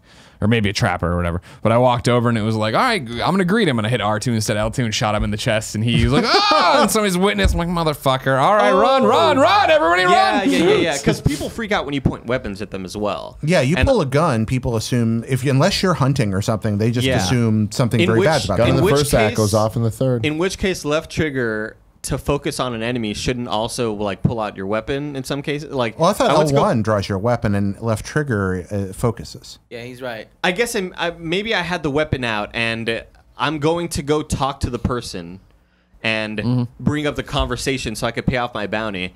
And I point my weapon at him. I'm like, oh, fuck. bounty He's just went up, son. He's like, but luckily he was forgiving. He was like, you don't want to do that here, mister. I was like, all right, cool. You're cool, right, cool. I don't. I don't. Right. Yeah, Let me they built some threshold in for that. I like, and sometimes it leads to really cool situations. I'm in a saloon once, and am just minding my own business. And I go over and I'm thinking about playing cards. And I decide to go to the barber, and I'm walking over to the barber and I'm talking to a guy. And there's been this trapper at the bar who's just ranting, but he's kind of been, and I walked away from him. I didn't even talk to him. And suddenly, drunkenly, I hear him like, and he's like, I told you. And he punches me in the back of the head, just out of nowhere. I spin around and I get into a fist fight, and I'm like, I do not have time for this. And I draw, and he knocks my pistol out of my hand right there. And suddenly I'm in a fist fight that I did not pick, just with a drunk guy in a bar wandering there. And I end up slamming his head into a poker table and throwing him on the ground and stealing his big like raccoon hat. And I like that's the conclusion of this fight. And well, that turns out that's how you get the raccoon hat. Apparently, it's like unique. Well, you hat. can craft it like, too. Oh, I don't know. He's like, this is a unique hat. Oh, really? I don't know if I can craft that one or not. But I take moments like that and I think, yes, it's sometimes the controls feel very, very frustrating for certain things because of their complexity. But then I go into the system when it's doing the things they want it to do, like simulating a fist fight. What happens if somebody tries to draw a pistol in the middle and somebody can knock it out if they're quick enough and then choke and then do a head slant? It works, except when I'm in a big hurry when somebody comes bursting out of the woods. And that's where the cores and customization and all the items you can craft and talismans and those things really start to matter. Where it starts acting, I think, more like Fallout 4, where those stat boosts help protect you from those quick moments that the mechanics are not as good at responding to. And it's more like an RPG in that. I think that's where the value of that stuff is in those moments that are frustrating. I've discovered the longer I've played and the more I've built up my character, the more I've improved my equipment and my abilities and my cores, the easier those sudden frustrating moments have become. So I think it's more of an RPG approach on that end, and the longer the game goes on, the less irritating that stuff is. You guys mentioning the journals, I have not even looked into that, so that's kind of interesting. He does a lot of school. He sketches stuff he's seen and things he's done. It's cool. And then he has he has his take on what happened too. Oh, okay. Like he'll write out and you explain what he said. So Andy is a super nice guy. Greg. Yeah. I'm always interested in how you play games. Where Sure. you have that choice of being a good guy, bad guy. Right. And I think one of the most famous stories of that is Red Dead Redemption 1. Right. How are you playing this game? Do you want me to tell the story of Red Dead 1, or are we assume everybody knows it? I assume they do too. All right, cool. I mean, this game didn't click with me. It hasn't clicked with me, and I feel like it's just the fact that personally, and this is a personal thing, because I'm not going to sit here and tell you the game isn't good, that it isn't, doing amazing things. The world isn't awesome. It isn't diverse and complex. For me, Red Dead Redemption 2 hasn't given me a reason to care about the narrative. I don't like Arthur Morgan. I don't like Dutch's gang. I don't like because they're bad guys, right? Plenty of cool characters in there. Dutch himself is fascinating. I'd love to hang out and talk to him more. Lenny, cool character. I love All him. right, yeah, exactly. Charles is cool. Well, and then it's like, which one's Charles again? I remember really? Uncle because he's annoying. know You him as keep Chuck. bringing up Bill. I'm like, which one's Bill again? Like Sadie, Sadie's cool. Yeah, there's standouts in there that have done What it. about John Marston? That's John my Marston, right? impersonation. Yeah, that was good. That was And good. I'm glad Yeah, they brought him yeah. back because I remember that article about him voice acting. Yeah. Anyway. But yeah, it just doesn't work for me in terms of a narrative structure. And I think, you know, Jared brought it up and said it, and it's something I've said too, and I know other people. It's a deliberate game, right? I've seen other people today, obviously reviews as we're recording have just posted this morning, so I've been clicking around seeing stuff and the conversation surrounding it. And some people are comparing it to Last of Us in a bunch of different ways, which I agree on some and don't agree on other. But in the same way, Last of Us was a deliberate story. Naughty Dog was telling you this story. Red Dead's doing that with Arthur Morgan's story. The problem I have where you bring up, how am I playing the game, right? In terms of a good guy or a bad guy, there's a choice, there's all this stuff. That's my crux of why I think the game's broken for me, is the fact that whereas Red Dead Redemption 1 was, I'm John Marston, this is my wife Abigail, we have a son, we've had a past, and we've put that behind us. We are going to be ranchers, we're living on this farm, this is what we're going to be now, we're going to be good people, we're leaving that behind us. And then he gets pulled back in. And you have a choice then. Are you going to go back to being the easy, sly gang member John was and be a bad guy about it? Or are you going to try to get out of this as good as you can being a cowboy in a lawless time kind of thing? This game gives us Arthur Morgan, casts us as Arthur Morgan, puts us into a gang, the Dutch's gang. And I don't, even though there are the options, Tim, are you going to make this good decision or this bad decision? That, this guy recognized you and you've chased him. And now what do you do at the end of this chase? Do you kill him there? Do you tell him, hey, we can all forget about this? You have that choice. The problem is, in the 20 hours I've done, which has been mainly storying it, because you're going through the story beats, because I'm trying to find the reason to care about these characters and connect with them and want to sink another 50 hours in or whatever it's going to be. I haven't run into the moral fiber of them, what they're driving at, what hope is. And this is another thing we talked about on Red Dead, right? Was the fact that, Last of Us was a dark game and a deliberate game and wrestled with a lot of themes, right? But Ellie was right there and she was the hope. That if we get her where she needs to be, we can save humanity. This is the thing. I'm Joel and I've done a lot of terrible things. I'm a bad guy. I'm going to do terrible things on this mission. I'm going to cross, not even go into a gray area. I'm going to do bad things to arguably bad people, but sometimes good people. But Ellie's the reason I'm doing it. I don't have that for Arthur yet in the 20 hours I've played. And so you're asking, to dial it back to your original question, because I'm Greg Miller and I'm long-winded. How am I playing the game? I wanted to start it off and I wanted to start off and play the normal way I play these kind of games, which is doing the good thing. I want to be the good guy. I like being the good cowboy. And real quick, the game through story missions reminds me, you're not a good guy. We're not good people. And it's, yeah, sure. I think it was during my Saturday play session, which was like 9 hours. Somewhere in the middle of that, deep into the game. I'm deep into chapter 2 at this point. We were on the horse. It was me, somebody else, and one of the other gang members. And we were riding, and the youngest gang member was like, hey, this is easy money. We should go get that. And they were like, no, we don't just rob from regular folk. We go after bad guys that are doing kind of thing, like other outlaws kind of thing that have crossed the line. And I was like, well, that's a lie. I've done multiple missions so far, and the most, not jarring, but the one that cemented, oh, right, these guys suck, is that we're robbing a train. All right, cool, let's rob a train, right? And we get into the passenger car and we go one by one, telling everybody, shut up and don't do anything. And every so often, 3 times in this thing, 4 times in this thing, the guy stops and turns to me and is like, hey, Arthur, this guy's trying to be a tough guy. And I walk over. My only option is to take my pistol and whip him in the face and have him, cower and his wife try to protect him or whatever and hold him. And it's like, okay, so I'm bad. Why would I ever choose the good options outside of this? And so for me, it's cemented the character as a bad guy. It's cemented that the choice that's there isn't changing anything. I'm giving the illusion, they've given me the illusion of choice of, cool, do you want to kill this guy or not kill this guy? Do you want to do this? In these key moments, right? You ride past a woman who's been hogtied and was being kidnapped. Do you want to stop her or not?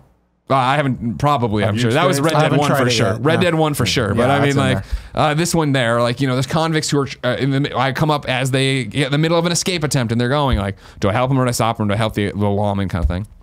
And yep, that's going to move my little face towards the white, or it's going to move it towards the red on my HUD or whatever to show that I'm being a good or bad guy. But then I still just get put into these scenarios that are, nope, you're a bad guy. So why ever do the good guy thing? Why ever have that? And so, yeah, So you can get your Red Dead Redemption, Greg, by the end of the Sure, game. but my story from Red Dead Redemption, one of my Greg Miller stories, when you want to talk about how powerful video games are, Red Dead 1, John Marston's been played good the whole time. I've never killed an innocent. I meet this guy, give him his flowers, find out his wife's mummified. I'm like, he's lost his mind. I need to put him down. Walk out, bandana, shoot him in the head, right? The cold contrast then to Red Dead 2 is, cool, I'm a piece of shit. I'm playing as a piece of shit. I'm riding because you have to ride everywhere. Oh, there's a house. Park the horse, walk in, kick open the door. The guy turns around. What are you doing tonight? Bam, bam, bam.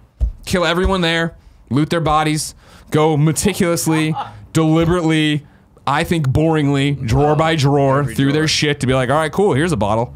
All right, cool, this seven drawers in a row were empty. All right, cool. Go around, get all the shit, get back on my horse and go back to it. How many dogs you kill? Not that many. A lot of wolves. Killed a lot of wolves. You may think you're bad, but you're not killed dogs. Yeah, I'm not Andy bad like that, right? You know? There was a moment Irredeemable. that sort of definitely hinted that you are supposed to be this sort of obviously shitty person where I was collecting a debt from somebody. And The debts are another one, right? chose it's an old sort of man who's kind of like, please don't hurt me, and you punch him once and their faces get more and more injured, like sort of dynamically as you injure them more, and kept having the option pop up to beat him or just threaten him, right? And I just kept threatening. I didn't beat him once, didn't touch his face once. Immediately jumped to the cutscene, and his face looks like I've been punching him for the last hour. And Well, your words were hard. and that showed me that, like, oh, they didn't, I guess they assumed I was going to beat the shit out of this man, because I punched him once and he maybe had like maybe a bruise or whatever, and he looked fine on the ground, and he was like, please sir, and he looked like a normal human being. And then the cutscene shows that he looks like he's been Glenn from The in Walking Dead. an MMA match and just getting elbowed. I didn't hear what you said. What did you say? Walking Dead. He made a Walking Dead joke. Oh. Anyway, yeah, it looked really, really horrible. And I thought, oh, maybe I should have been punching him, because that's the end result that they wanted, because that's what the cutscene showed. And it was bizarre to me. I don't know. I've been thinking a lot about this since we did the review discussion yesterday. And a couple of things have come to my mind since then. I was not impacted the same way that you were with this for a couple of reasons. The first was, while these are in the story, again, this is an extremely long game. Yeah. I think that both of the instances we're talking about here, especially the one you're mentioning, are deliberately placed there as benchmarks for the kind of person you are and why you're suffering and the people around you are suffering the fates that you are. That you are at the beginning of this game in a very specific dictated situation. You are a person that has made terrible mistakes and is just beginning to understand through other missions that happen where you see pieces of a past that, remember at the beginning of Red Dead Redemption, you don't know anything about John Marston when you play the first game. We know a lot about him now, but we forget that we don't know anything about John for most of that game. We don't even know about Dutch until like 2/3 of the way through the original one. Right. And we don't see the family until almost the very end of the game. And the same thing is true for all of us with Arthur right now. And that starting point we're getting with Arthur is a very evil man. I think that those milestones are placed there quite deliberately to frustrate us and make us react with revulsion, frustration, and emotional connection to these people based on the evil that they have. And likewise, look at the weird contrast from Arthur's past where we start to see little pictures of, wait, there might have been something else that could have happened. There's little hints of it all over the place that keep coming in more and more as I get further in the story and wondering about his regrets and maybe what could be coming next. But the other part I think about is that we're talking a lot about John not hurting innocents, but I think about when John goes to Mexico and meets Landon Ricketts, he just murders a bunch of dudes in the town square. It's not like John never does anything awful. Sure. It's a story of a good man that's trying to be good who keeps getting drawn in to darkness again that he escaped from. And I feel like this is a story of a man that's birthed in darkness trying to find his way out. You say that, and I mean, but again, we're at the same story completion. And granted, I'm not reading the journal page by page like yourself. Yeah. But they're just not giving me that. They're not giving me that You thread don't to see tug that on. say, now I've got to be careful about spoilers, but I'm thinking of 3 or 4 missions that have all alluded to different things that Arthur turned his back on before. Like, hey, you could have done this. Hey, you could have done this. Hey, this other guy did this thing, and you're obviously jealous of the fact that he got that and you didn't. This is somebody who's not happy with the life they're living. How are you playing yours? Oh, I'm a nice guy. I'm like Greg. I'm a white hat. And when I had to hit those people in that train, I held out as long as I could on hitting that button, hoping something else would eventually happen. And when I got done with the mission, I was disturbed. And then I got off the train and went, Arthur, you are an evil dude. Let's make you less evil. Kevin, you gonna be a bad guy? I don't know. So early on, You gonna use cheat codes? I'm definitely gonna use cheat codes. Cheat when codes we are get great. there. Actually, I don't. Did Red Dead 1 or Red Dead Redemption have cheat codes? Yeah, Red Dead had cheat codes. I don't remember if I used them. Yep. I don't know. There's a ton of them. This is the kind of game that I really like spending hours in. I haven't decided how I'm gonna play it. There was one choice right in the beginning of the game where it's like, hey, you've caught this guy in a shed. You can beat him to death or you can let him go. And I chose to let him go, but who knows?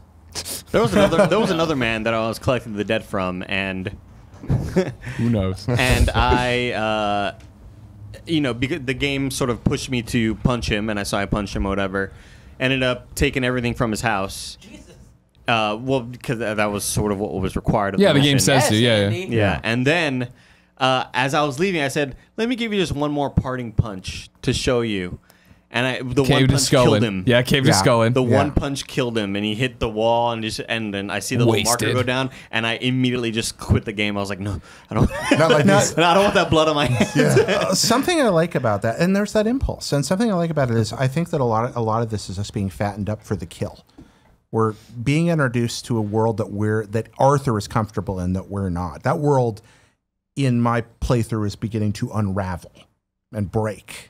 And I think that that's where the most interesting parts of the story, I think this setup of expectation, the bottom is literally falling out of it very quickly. And I think that's where some of the depth of the story comes from. I keep thinking about Wind Waker with this. When Wind Waker came Not out, liking this, Jared. Huh? Not liking this at all. when Wind Waker came out, we do a lot of revisionist history with Wind Waker. Now I was OG on this. Wind Waker was beautiful and I loved it. But if you go back and read contemporary writing about Wind Waker, it was a very, very polarizing game. It was very different than what people expected. And there were criticisms that at the time were regarded as pretty important, that said, this is not what we wanted. This is not what we expected. And I think people look back and go, wow, that was amazing. But not the sailing. Huh? Not the sailing. No, I'm not going to talk about the same. But that's my thing. Is it's just like there is a lot of revisionist history with it. There is but nothing to be said about this game to say it's flawless. This is not a flawless video game. All the complaints about interface, I agree with. And the combat, while I do think it's improved, is still Rockstar combat meets Fallout 4 combat. It's role-playing / shooting gallery combat. I think those criticisms are very valid. I think that I understand everything you're saying. I just came out of it with a vastly different experience. I didn't experience the instant. My distaste made me want to invest myself more in this guy, not less. So that's fascinating that you had that different response. Yeah, I feel like they're telling me a story that I'm just not interested in hearing. And that's what it comes down to, right? Is this just like it strikes me in terms of comparisons? It's a lot like Assassin's Creed Origins, where I booted that up and I was like, oof, I don't really like this world. I don't really like this guy. What's this? I'm out of here. And that's what it is, except it's Red Dead, which I loved Red Dead 1, but I've loved other Assassin's Creed 2 as well. I don't think anything about this game is designed to, there's a theme that's very common in it. I think this becomes very clear. You are a tiny figure in a vast universe that goes on without you. Every NPC has a life cycle. Every human being is doing their thing. Every gang member has an agenda, a personality. I love some of these people. I think they're great characters. And I'm not all that important in this. I am not the hero of this world. I'm a guy in the middle of everything. And this is a game that is about subverting that. What was the old music video that Panda animated? Beyond? No, and the world is saved. Oh, yeah, Danny song. Yeah. Right. You're not and the world is saved in this game. It is a subversion of that paradigm. And that's what I love about it. I don't see many video games that so overtly say, we did something really interesting here, and we are not going to give you what you expect and what you're used to. You are not the center of the universe in this game. Not in the way you have been before. Like it or dislike it, I understand. But I love that it chose to do that. Sure. And I think we're going to look back on it and go, that was a milestone. We're going to look at that and go, that opened the door to a new kind of way of making games. So with Red Dead Online coming in the next couple months, from what you guys have played so far of this, does that make sense? Like when you played GTA 5, you could imagine what the online looked like. And now, years later, seeing what the online has become. Okay, so this one I've got theories about and nothing to prove, but Red Dead Online, I think, is where all the best ideas for GTA Online for the last 2 years have been going instead. GTA Online is amazingly supported, and they do so much great stuff in it. But you have to know that there have been meetings like, well, we thought of this idea, but why don't we save that for a giant new game? So you think that a lot of the best stuff has just been being built up and built up and built up to introduce this new product over the course of the first year of rollout. That's going to be the place for new modes we haven't imagined. That's going to be the place for a new theme. That's going to be a place to interact with other players and maybe have a little more agency over that kind of destiny. I really do wonder if you'll be able to play as lawmen in that and actually go pure white hat all the way, which I think would be fascinating.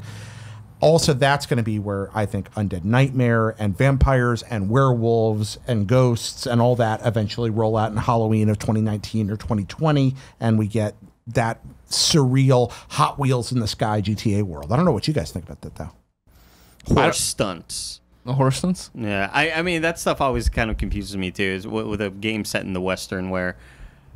like we're not going to see jets flying around and stuff like that, you know, but we will see like horror stuff like you were mentioning earlier. I don't really I'm just so interested to see where they're going to take it because I don't know how that world, I mean, how many Red Dead, the first Redemption Online existed, right? Oh, yeah. 'Cause I didn't play it. It did, and I think that looking at that for inspiration, I could be very wrong. I'm sure they revisited it, but I really do think that Red Dead Online is the sequel to GTA Online, not the sequel to Red Dead 1 Online. I don't think they'll look at that for very much at all. No, totally. I mean, they've learned quite a bit from that. Yeah, I really have no idea where the hell the vision is or what it could possibly be, what the role playing is going to look like. It'll be great for us to record party modes, but aside from that, I don't know if I'd play it like I did GTA Online. Yeah, because you were into GTA Online deep, right? Yeah. What about that hooked you that you don't think Red Dead could pull off? Just doing silly car stunts with my friends. Yeah. Stunts. Silly horse stunts, I guess, maybe has a cool ring to it. Yeah, I don't know. I guess that world is it's easily, you can easily play with the rules a lot more, I feel, without it becoming just this silly mess. And I feel, but Grand Theft Auto has always been that world, like this world of parody and jokes and, you know, double entendres, and that's kind of like its thing. It's big and loud and brash, but Red Dead seems a lot more serious and toned down. Yeah. And I wonder if they're going to try to keep the multiplayer the same way. Yeah, it'll be interesting. I think if anything, it'll be a mashup of what we've already seen from the world, right? I think what sounds exciting is, hey, yeah, every time you launch, you are launching as you're either with your crew or into a random lobby of, hey, you guys are a gang. And so there are 12 of you that gather, and you haven't played it, but like gangs have their own campsites, like outside of town. You have your own, and there's towns or whatever surrounding you. Jesus. It's the towns or whatever surrounding you, right, that have, you know, missions to undertake and go out do that. Yeah, and then you launch into lobbies to take on other gangs and their, you know, deathmatch or team deathmatch or the one we like a lot with every bullet counts. Yeah, stuff like that, right? And also that sounds cool. In the woods, hiding behind trees. Totally, yeah, right? And a lot of mission-oriented stuff, train robberies, heists, attacks on forts, things like that. You know, very complex, involved missions, and also that SimCity element that's already in the game with your camp management, which, by the way, I love. We haven't even talked about the systemic depth of the game. We've focused so much on story. There is so freaking much going on in Red Dead Redemption that could easily be translated to online. From crafting and item customization to horse customization to camp management to 100 other little things that you have agency over. There are so many different ways that you could hook and model that into a multiplayer structure in really interesting ways, particularly in cooperative ways. We always think competitive with what we've gotten with GTA, but I think you're going to see a lot of cooperative work. And Well, that'd be Red the Dead as coolest well. thing is if your campsite could be free. It was a standing, persistent world, right? Of your gang of 12 people or whatever it is, and it is. You go out and you're doing the jobs in town and bringing back and putting your money, the money you're earning into the camp and upgrading it for everybody's betterment, right? If you were working as the kind of funny gang was a thing that we were doing. Go hunt for us while I go. Yeah, exactly. get Yeah, leather or exactly. whatever. Yeah. Let's today we're gonna upgrade. Yeah, the food station. So I need to go. I'm gonna go rob some stuff, get money. You go do this. Yeah. Traditionally, you have been a single player guy through and through. Red Dead being your game, do you see yourself going deep into the online? Absolutely, because I really enjoy GTA's online. And I liked it at the beginning, not at the very beginning when it didn't work, but at the beginning when it did work. And I liked it even more when they gradually went Hot Wheels in the sky with it, literally. Hot Wheels in the sky eventually. And they kept iterating on it. I think I made this comparison earlier today on Games Daily. GTA Online eventually became like Walt Disney World. Just a series of theme parks all separated by distance that you could go do all kinds of amazing things in. And I strongly suspect they'll lean into that paradigm. A year from now, Red Dead Online is going to look vastly different than it does at launch. And it'll keep growing with me. I think it'll be a game as a service that I can probably sink my teeth into, again, particularly if it focuses on that cooperative stuff. And I do think we may find as much in common with, say, online Minecraft or Rust or something like that as we do with GTA. I think we're going to see a lot of really cool, groovy stuff. So yeah, I want to play it. Plus, you might have heard I run a show about this, so I probably ought to cover it. Red Dead Radio. Go check it out. I chose this game because I wanted to see what online...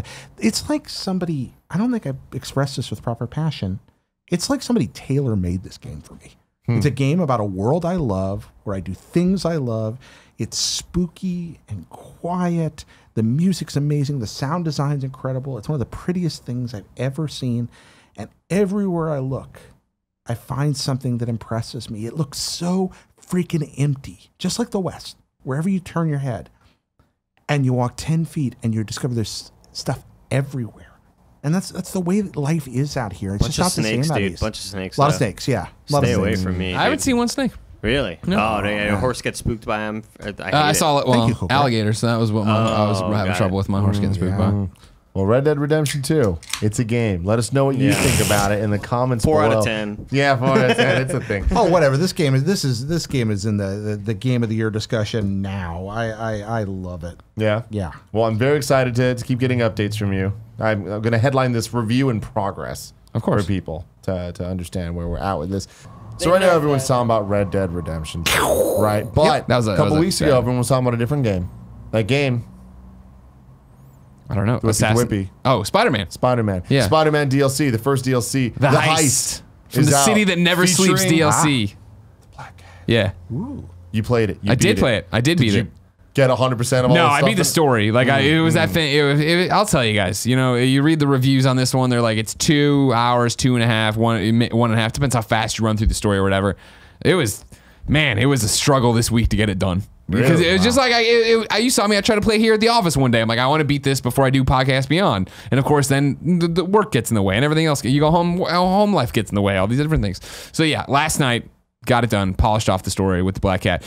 So no, I have a whole bunch of side stuff to do again and go through with new challenges Now, for Screwball. Greg, can you Yeah. clarify when you say struggled to get it done? Do you mean because you just couldn't find the time? Oh no, the or- game's great. It was Okay, I it was got literally confused, like sorry. I just couldn't find 2 hours to sit down and play the game straight through. So now Thank that you you. have the story bits done, are you like, oh man, I can't wait to go back and get the rest of it? Well, here's the thing that I didn't realize, and this isn't a spoiler at all. I don't think, and you might even be smarter than me about this. This is a continuing saga. The Heist episode 1 is very much cliffhanger of what's going to happen in episode 2. So Spider-Man, you and I have talked about before, where you're slow playing it forever. Of like you maybe a 100% at one day, but you just love having things to do. I obviously was motivated. I wanted the platinum. I wanted it all done. I needed it all set. Got that done. Now with this, I think I'm going to leave this stuff open and do when I want to, there's content for me to go get there.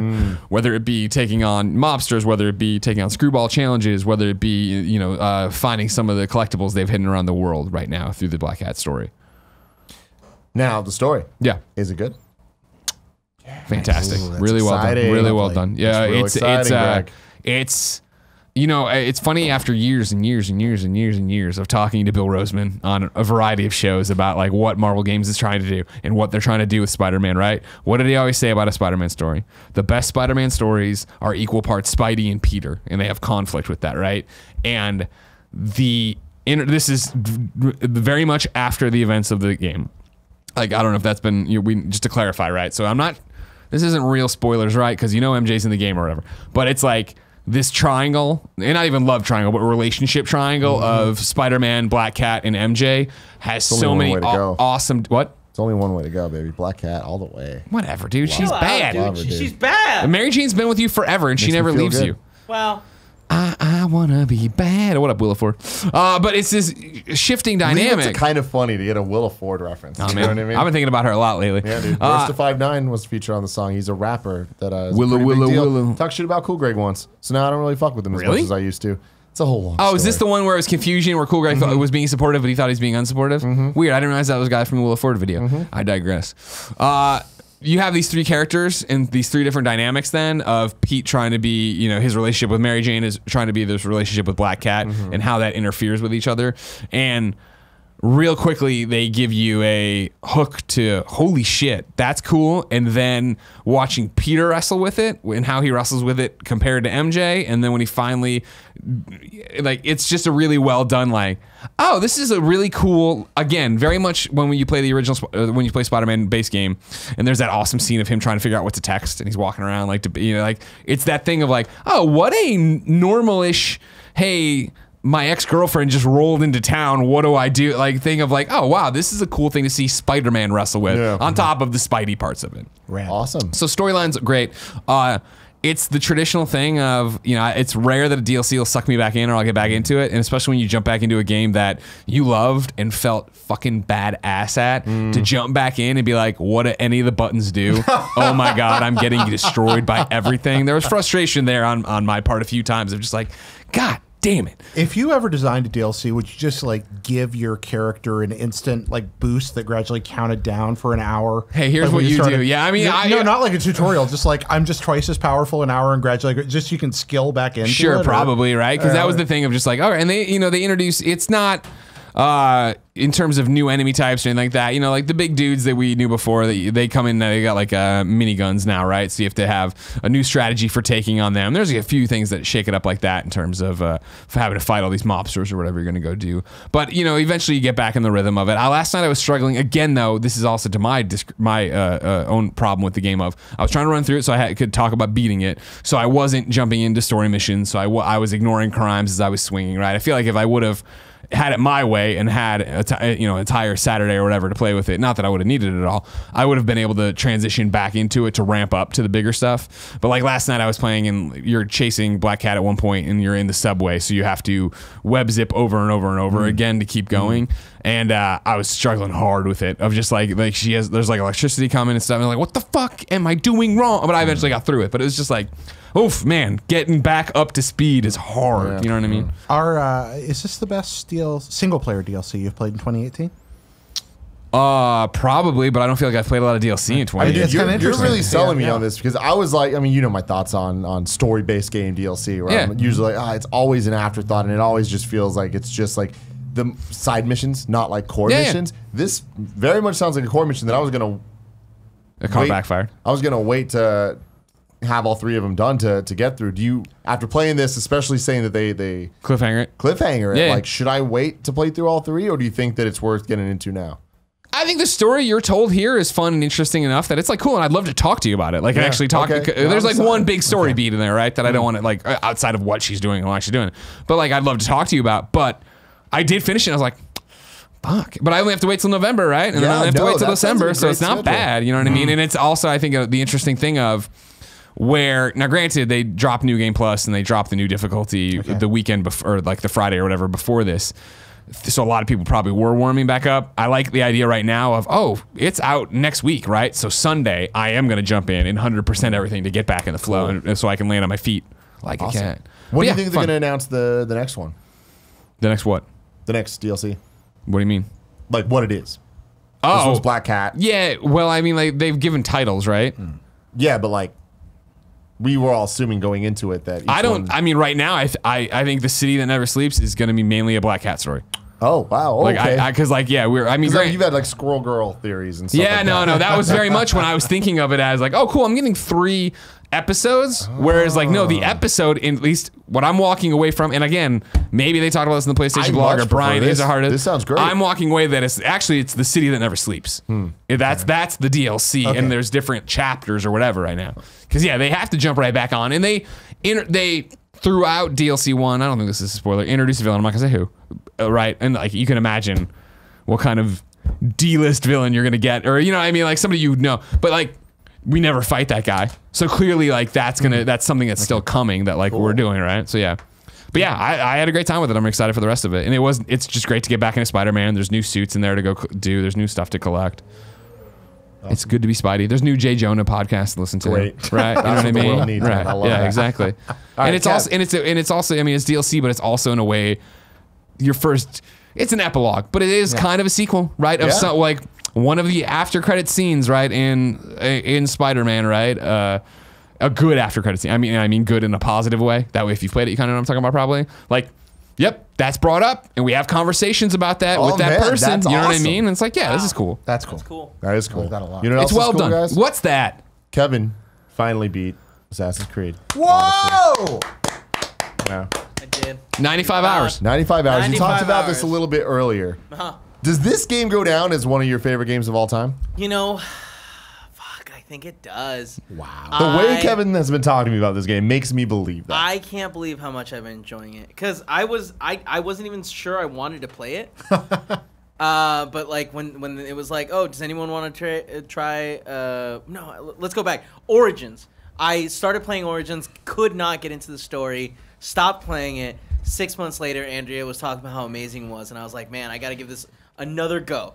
Did it, enjoyed it so much more once I forced myself to go through the first part. Okay. I hadn't finished it, and then Odyssey came out, or we got copies of it, and I was like, should I keep going on Origins, or should I just try Odyssey and see how that goes? And I just tried Odyssey, and everything that I liked about Origins was tightened up and improved on.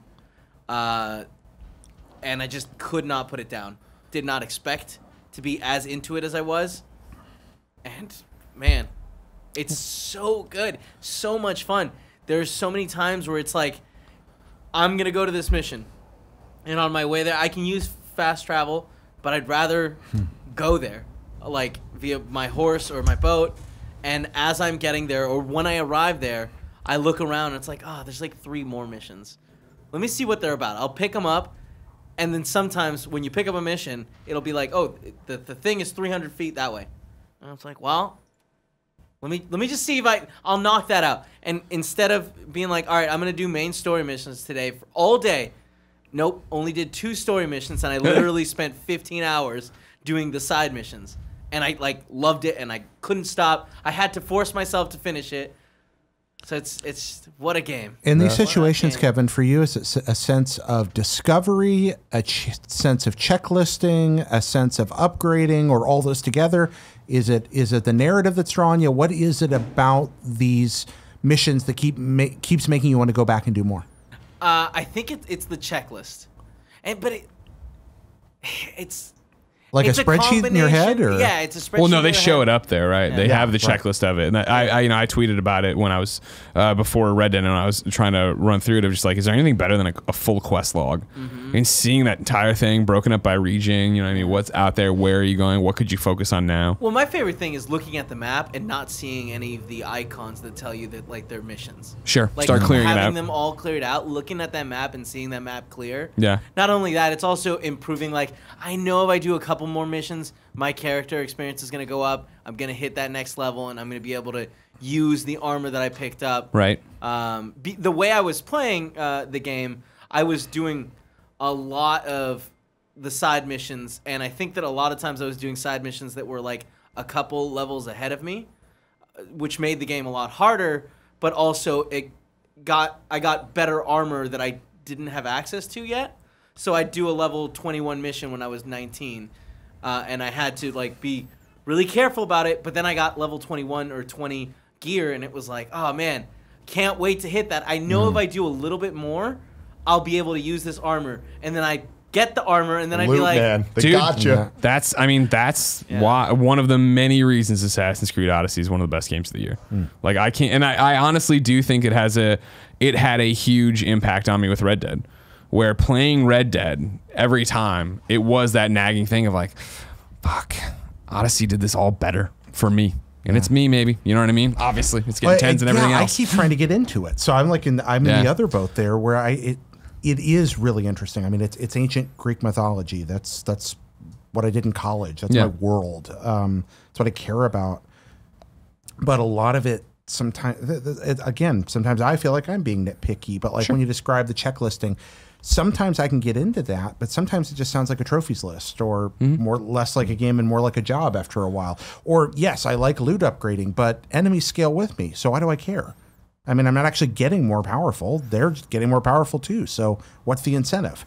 They keep the distance between them, though. Yeah, and I heard Damon's conversation on GameScoop about this or whatever. There is still the distance, right? So like if you surpass them, then they're going to be behind you still. Not like the 10 levels that would have the one hit, and you're done. You don't want that either. I didn't either. Well, that was my thing, right? And this is, again, a direct comparison to Red Dead, where I love the combat in Assassin's Creed, right? Like, yes, I love the challenge of it. I love it when I'm taking everybody out stealthily, and then the jig's up. Here come a whole bunch of different guards with the little yellow badge above their head. Oh, I'll be taking on one bounty hunter, 2 more show up, and it's like, God, that's wow, exciting. this is great, right? In Red Dead, I never had that feeling when I was in combat, and so like that was. Sorry, go ahead. No, I didn't mean to interrupt you. It's a game I'm going to go back to probably around Christmas again and try again. I have just not been hooked by it yet, and I'm not sure I've given it the shake it deserves. It felt so. I thought Cassandra was very interesting. It's obviously gorgeous. It's set in a setting I care a lot about, but it feels, and I got to be careful how I say this, it feels so Ubisoft. It's like, hello, I have an accent, and I have an accent, and I have an accent, because we are all accented people, because we're obviously in a faraway land where people have accents. We're off here doing mission things that are mission thingy, and I don't want to make fun of the way people speak. That's not what I mean at all. It felt like every forced storytelling trope from every game. It felt like every checklist I've ever seen. It felt like the same. It felt compulsive to me. I couldn't get grabbed by it, and I'm not sure what I did wrong, and I'm wondering if I'm the problem here. I think I need to give it another shot. Well, I mean, that's the funniest thing about it. Like, right when our Red Dead conversation, where we're talking about the same things with different perspectives, and now we're talking about the different games, the same problems, right? Where this was my thing with Red Dead, where it is like, all right, yeah, you're an outlaw, you're talking. The fucking photographer guy, I'm like, I get it. You're weird, and like you're gonna almost die every time we hang out. All right, but it's like in Assassin's Creed, right? Like, yeah, they all have bombastic personalities and accents that define them to me in an endearing way. Yeah. Where I am looking at all that and be like, yeah, fuck yeah. And the checklisting thing, it's a checklist, but then it's also more, I think of it as a menu. Like a menu at a restaurant. Of like, what do I want to do? What do I want to eat today? What do I want to get involved in terms of quests? Whereas Red Dead, of course, is so organic, you don't have that option. That's it. I'm constantly, I feel like I'm discovering in Red Dead, whereupon right now, and again, I am too early to give a where are you at in I'm Odyssey? very, very early on Odyssey still, because I keep going back to it and being like, I start playing and I'm like, I'd rather be doing something else. Sure. And that's been a problem for me. I as a person who speaks about this for a living, I wonder if I'm being irresponsible here.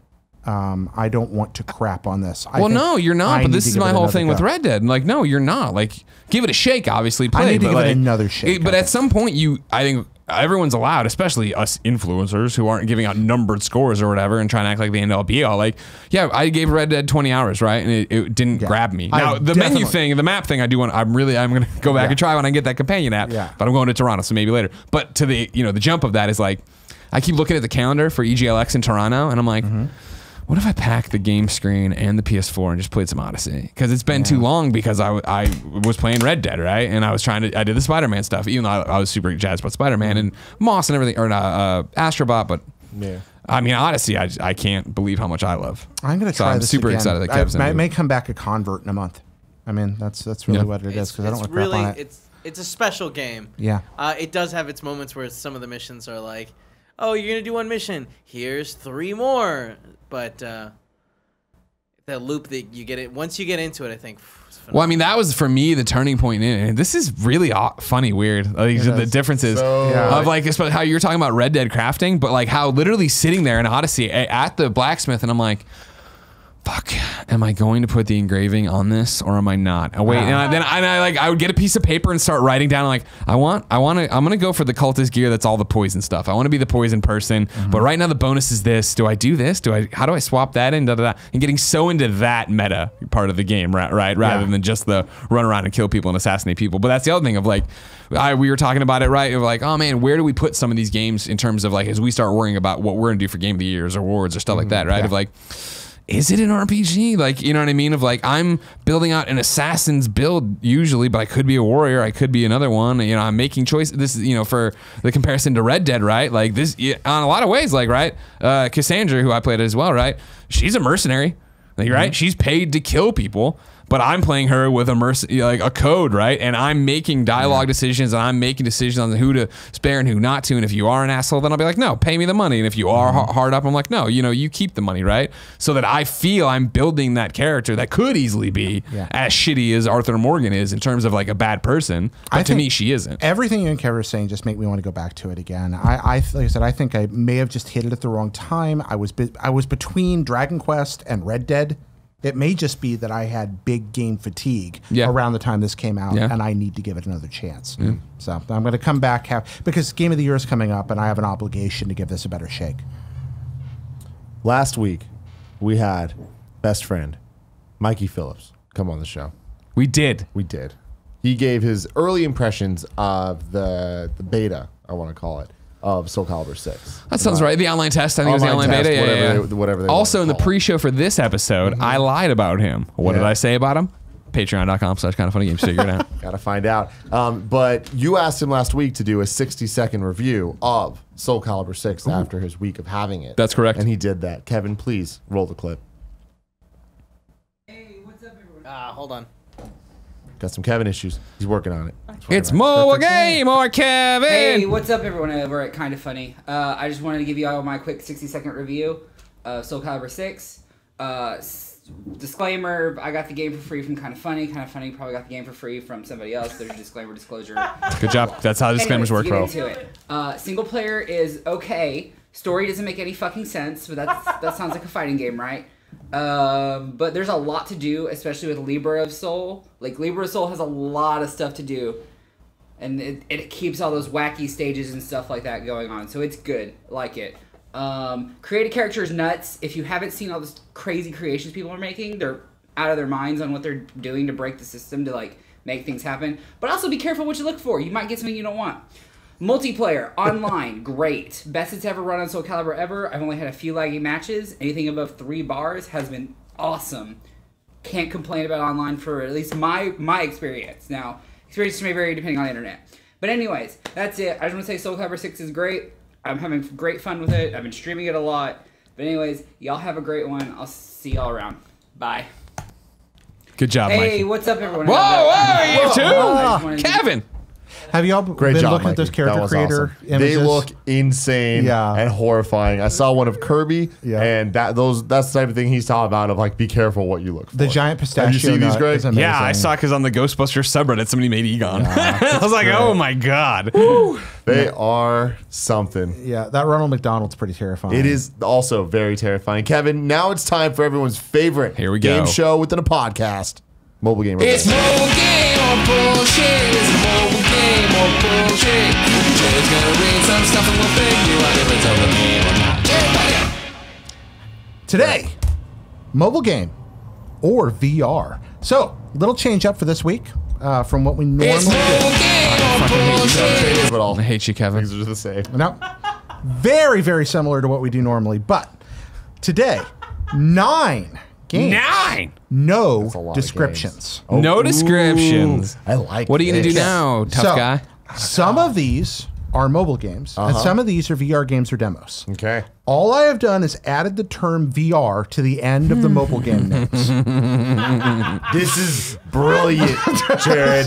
Brilliant. So, here we go. Starting out, let's see, who won last time? Mikey did. Okay, then we're going to have Tim Gettys go first this time. Ice Cream Bike Driving Simulator Christmas VR. Say that again. Ice Cream Bike Driving Simulator Christmas VR. VR. VR. Greg Miller That says. is a mobile game. Mobile. Greg Miller. Mega Ramp Free Impossible Stunts VR. It's crazy because it is either a mobile game or a VR thing. That's a mobile game. Mobile. VR. VR. Mega Ramp Free Impossible Stunts VR. Tim Gettys. Witching Tower VR. Mobile game. Mobile game. Greg Miller. That is a VR title. VR. Number 4. Greg Miller. Dinosaur Hunter 2018 VR. That. Oh, crap. I'm going to say, oh, crap. Dinosaur Hunter 2018 VR.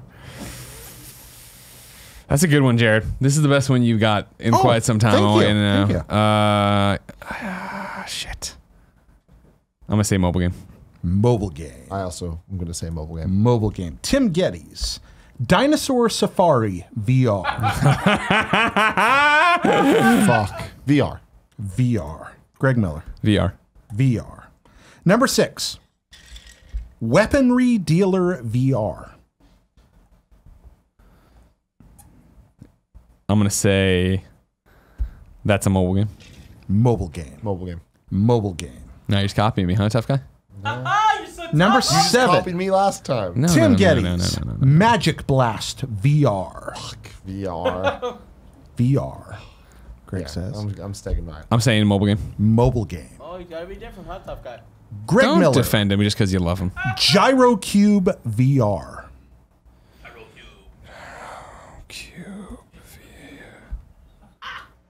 I'm going to say mobile game. Mobile game. Tim Gettys. Mobile game. Mobile game. Copycat. Number 9. Everyday Baseball VR.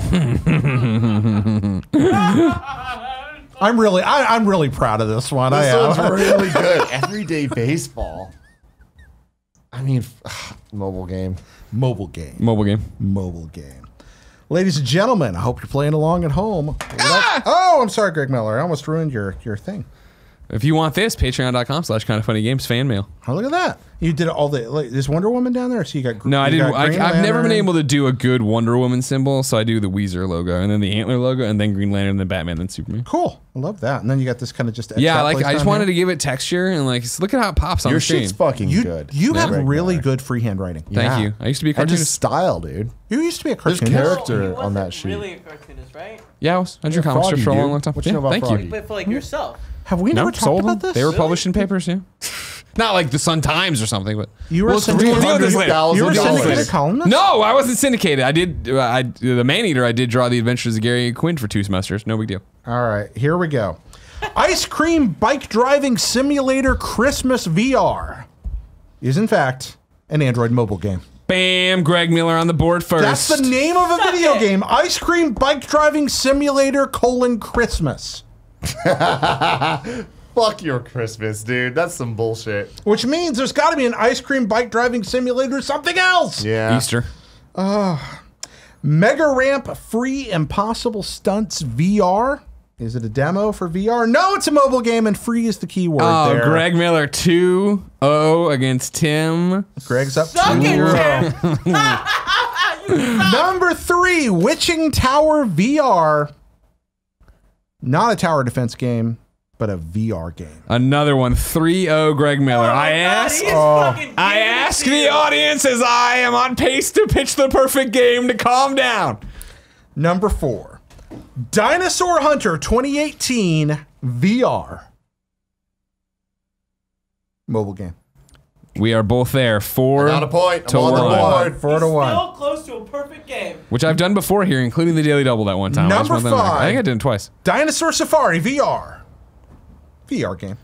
We both get a point there as well. All right, it's Greg 5 Miller's to perfect 2. game continuing. Oof. 4 more to go. Number 6, Weaponry Dealer VR. Ladies and gentlemen, somehow That's a VR game. Oh, there it is. Then. I don't know what you do in Weaponry Dealer VR, but it's out there. Deal weapons, I guess. Currently 5-2. Greg Miller. Number 7, Magic Blast VR. That's a VR game. Oh, Tim rules it. Hey. All right, so what's the score It now? is 5-3. 5-3. Greg won, but Gyrocube VR. VR. yeah, okay, We both got that wrong. Yeah. yeah. VR. You guys both got that Boo. wrong. Gyrocube kind of sounds like, sounds like one I was trying to trip you up with. And then I think the piece de resistance, Everyday Baseball, Everyday Baseball VR. is in fact VR. Damn. What is everyday baseball? I don't know. It's It's on baseball you Steam. play every day. Yeah, street baseball. I win 5-3. Tim continues Could've to been eat worse. shit. Could have been worse. 5-3, not that bad. Patreon.com/kindoffunnygames. Fan mail tier for the month of October. I have all my notes from Games Daily. Every time I do a mobile game or bullshit, you could get them. Great. Hit the song, Kevin. It's mobile game or bullshit. It's mobile game or bullshit. Hey, don't make fun of me. I like somebody on the subreddit, or maybe, yeah, subreddit was just like, what are the words Greg says in the last verse? And I'm like, I don't know any of them. I can't understand myself at all. You know my favorite thing about that song, before I know we're right here at the end, so I don't want to, but I love working here. I don't work here a very long time. I want to work here as long as I possibly can because it's great. But I do like the idea that maybe someday that song could like become that weird legacy thing where like you name a segment after. Oh, sure, even Like in the long far after you're future. gone. Yeah. I like that to could- imagine that wherever you end up, on whatever farm after your kind of funny After career. Red Dead Redemption 2 right? takes over your life. Exactly. You'd mail us mobile gamer bullshit. So like you leave like a lesson plan Yeah. before you go. You leave us like 100. There's a rubric Yeah. behind. Yeah. I like Good that. Lord. Ladies and gentlemen, this has been the Kind of Funny Gamescast. Thank you for joining us for this thrilling episode. If you're worried whether or not we'll be back next week, stop. We will. It's okay.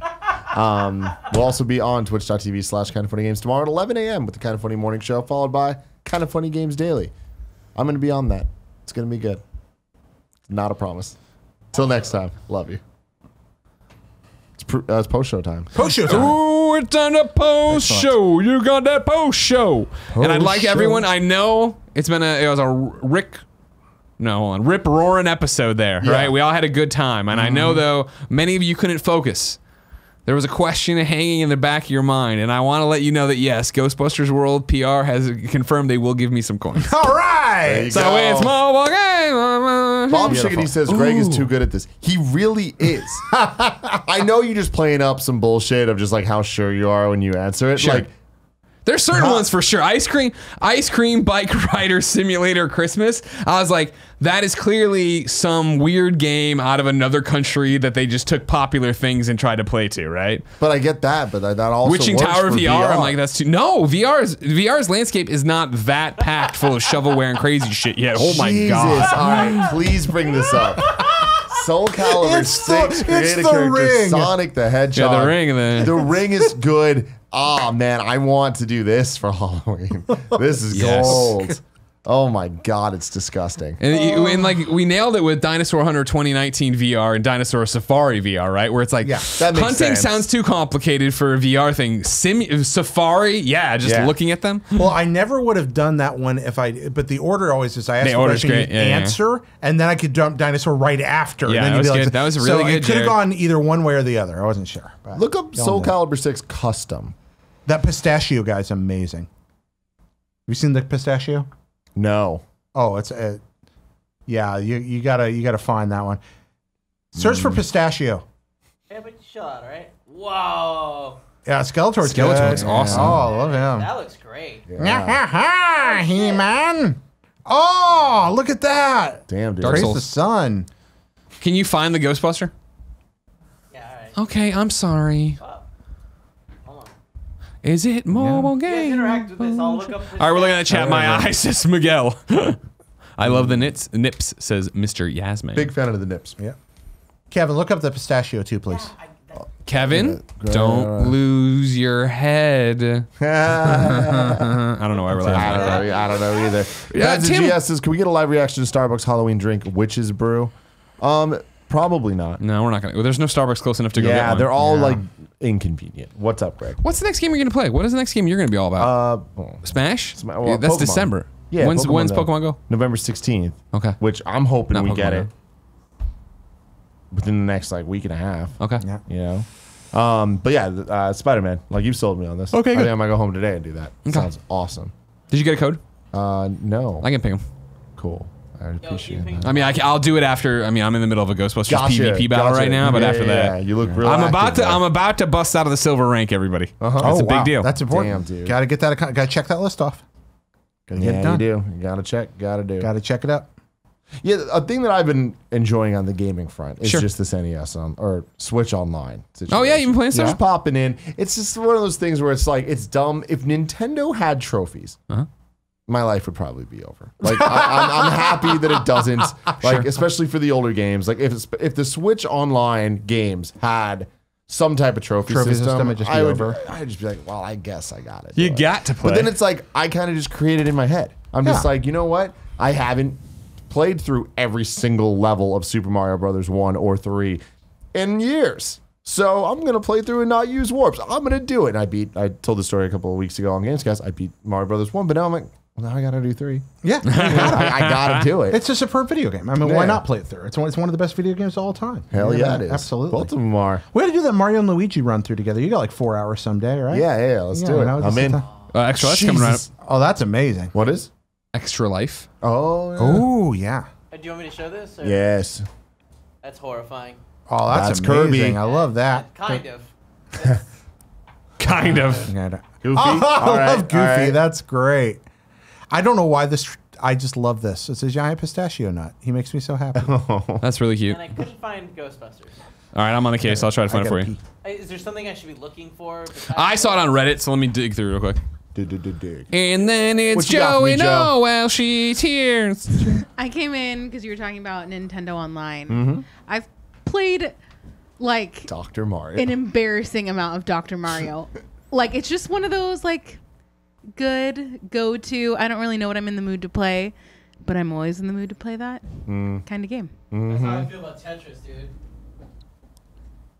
Yeah, Tetris is a great whenever you're ready for it. Tetris Effect right around the corner. Oh my god, I can't fucking wait.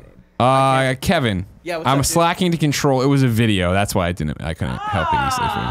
I will say though, with the Switch Online Jesus, Kevin. that I keep calling NES Online Yeah, for yeah. some reason, I really, really, really hate that the UI doesn't go away. That when you're playing the game, you still have the like Switch Player 1 or whatever the fuck on the like letterboxing areas. I Really don't bothered remember me. off the top of my head. If you can bring that up, Kev. I Hold on would one second. Just appreciate let me just see the Ghostbusters here that I was talking about. Then we're done with Soul Calibur. Mikey can stop watching. That's all he's here for right now. Damn, why is this taking so long? I don't know, man. How are you this bad at There he is. scrolling? How is this my fault? You scroll better. How Like is this right my there. fucking Egon fault? Spengler. There it was. You could have just held on the character You like screen. that? You like that? Kevin's as bad at scrolling YouTube videos as I am Yeah. at mobile gamer So it's bullshit. Egon versus Yeah. Harold Ramis? Is that what it's? No, it was Egon. I think it was like a little memorial to Harold okay. Ramis. Yeah, you know. And yeah, there you go. Battle one fight there. Look at him Pretty go. dope. Egon Does this Spengler. make you want to play this game? No, That's I'm good. I'm great. good. I Now that can I have see it Game of the Year making you want it, Ghostbusters though. World. If they put out real DLC for it, I still wouldn't, but I'd buy it. You wouldn't wield the Oh, Ghostbuster or the broken Proton man. Pack? Like if that were your weapon? Yeah, I mean, they did a good job making that proton back. Yeah, that's freaking great. All right, what was the thing Kevin's supposed to look for after that? Can you just look up Switch Online and Google image search? What are you looking for? The UI of like when you're playing a game. I don't like that. There's like random ass information that I just don't want to see, Okay. and it really bothers me. Are you talking about the one you press the left right buttons, or are you talking about like? I'm very Hard interested to find in this, I bet, right? You have to find somebody streaming it, or not even streaming it. I mean, just the bottom right image, bottom right. Yeah, click on that. Actually, no. The Donkey Kong where we just saw it, or Mario Brothers. Yeah, like the top left. That shit just bothers me. That bothers Really? you that's Yeah. sitting there? Yeah. Get over And then it, there's man. and there's stuff at the bottom of the screen too. Joey, tell him, get over it. Yeah, that I don't doesn't- like it, man. It That's like a- it really it's immersion breaking. No. Just give me the black, dude. You've been playing much Super Dodgeball? No, No. You gotta play that Super Dodgeball, man. I've been sticking to the Marios. You've been sticking to Mars? I want to call out everybody, as we were just talking about, it happened. I won my 21st Ghostbusters PvP match that have been moved to Gold Arena. Oh, look at that. Damn. Rank in the entire world right now, 999. That's what I'm ranked. Wow. Wow. I don't want to say you're here with an MLG Ghostbusters player, guys, but mean, you're kind of top here 1,000 with of an the world. MLG Ghostbusters player. Top 1,000 of the world. Yeah, that's right. Game I'm looking forward to a lot, though, Greg, Wait, that is not too far away, is Onimusha. Ooh. Man, I cannot. When is wait to Onimusha play. coming out? January 19th? See, at that point, I start getting excited for Resident Evil 2. Yeah, I gotta say, I'm more excited for Onimusha than Resident Evil 2. That's understandable. You've been waiting a long time I've been for waiting a Onimusha. long time, and like the Onimusha 1, 4-hour game. Maybe like 5 or 6 if you're shitty. And they're adding analog support. Like, I have a feeling you're gonna be able to beat this game in like 3.5 hours. Sure. And I'm like, that's a plane ride. I need to That book is a plane ride. That is a plane I have ride. a plane ride. Booked in early January. Life is good to be Tim Gettys sometimes. Is Mr. Yasman right about tomorrow being the release day for Castlevania PS4? I don't know. I haven't trust checked. him more than anyone in this world. I know it's toward the end of the month, so I'm guessing that's it. Did you hear that I heard a rumor that's going to be the voice acting that didn't have the "What is a Man" in it? I did not hear that. Yeah, that there's the version that doesn't have that where they tried to clean it up and strip the charm from that scene. Fuck that. Apparently, I've heard that that's not in there. I really hope that's not true because that's one of the great moments in gaming. What is a man? A miserable pile of secrets. He's Do you got the ever cup. play I Want to Be the Guy? What? You ever play I Want to Be the Guy? Do you ever play I Want to Be the Guy? I Want to Be the Guy is just like back before fan-based games were a big thing, when people were still fooling around with like Flash and stuff. I Want to Be the Guy was this ridiculously well-designed little pseudo Mega Man game that just used sprites from old video games. And that sounds like kind of a lazy tribute game, but he created one of the very best super difficult games I've ever seen. And he used the sprites in very creative ways. And you go through all these moments in video game history, but they play around with it. And the game's gimmick is that it's super hard, and anything touches you, you die instantly in a huge splatter of blood. And you go into the What is a Man scene, and your little guy's like, die, monster! And he's like, what is a man? And you do the scene, and when he throws the champagne glass, like for the have at you, if you don't move, it lands on you and kills you instantly. It was a beautiful moment. That was a long speech for a short story. I like Panzer it. GS, and I know you don't care because you're a monster, Jared. He says Castlevania Season 2 on Netflix tomorrow. Oh, shit. That's tomorrow? Haven't even thought about it. Is it That only is 4 episodes? very exciting. I think it's 8 episodes. Fuck yeah. Let's fucking go. You know what? baby. I'm More gonna give it another try. importantly- I'll watch the first episode of season 2. Maybe I'll like it better this time. What's up, Joe? More importantly, Sabrina. Is that tomorrow? Damn, man. Life is freaking cool. All right, post-show peeps. We're going to go, but I love you very much. Until tomorrow, keep fucking that chicken. Jesus. Yeah, that was for you, Jared. No, point, you moron. Point. He's pointing at the camera. Don't fucking touch it. We're still live. It's mobile game or Kevin. It's mobile game or Kevin. It's time for Jared to ask if it's a mobile game or not. Why? If you enjoyed that, please click here to subscribe to Kind of Funny Games. Click there to subscribe to Kind of Funny. Click over here to support us financially with your money on Patreon. And click over there for whatever Kevin wants to put there. Cool, Greg does it. But I want to give you credit, Kevin.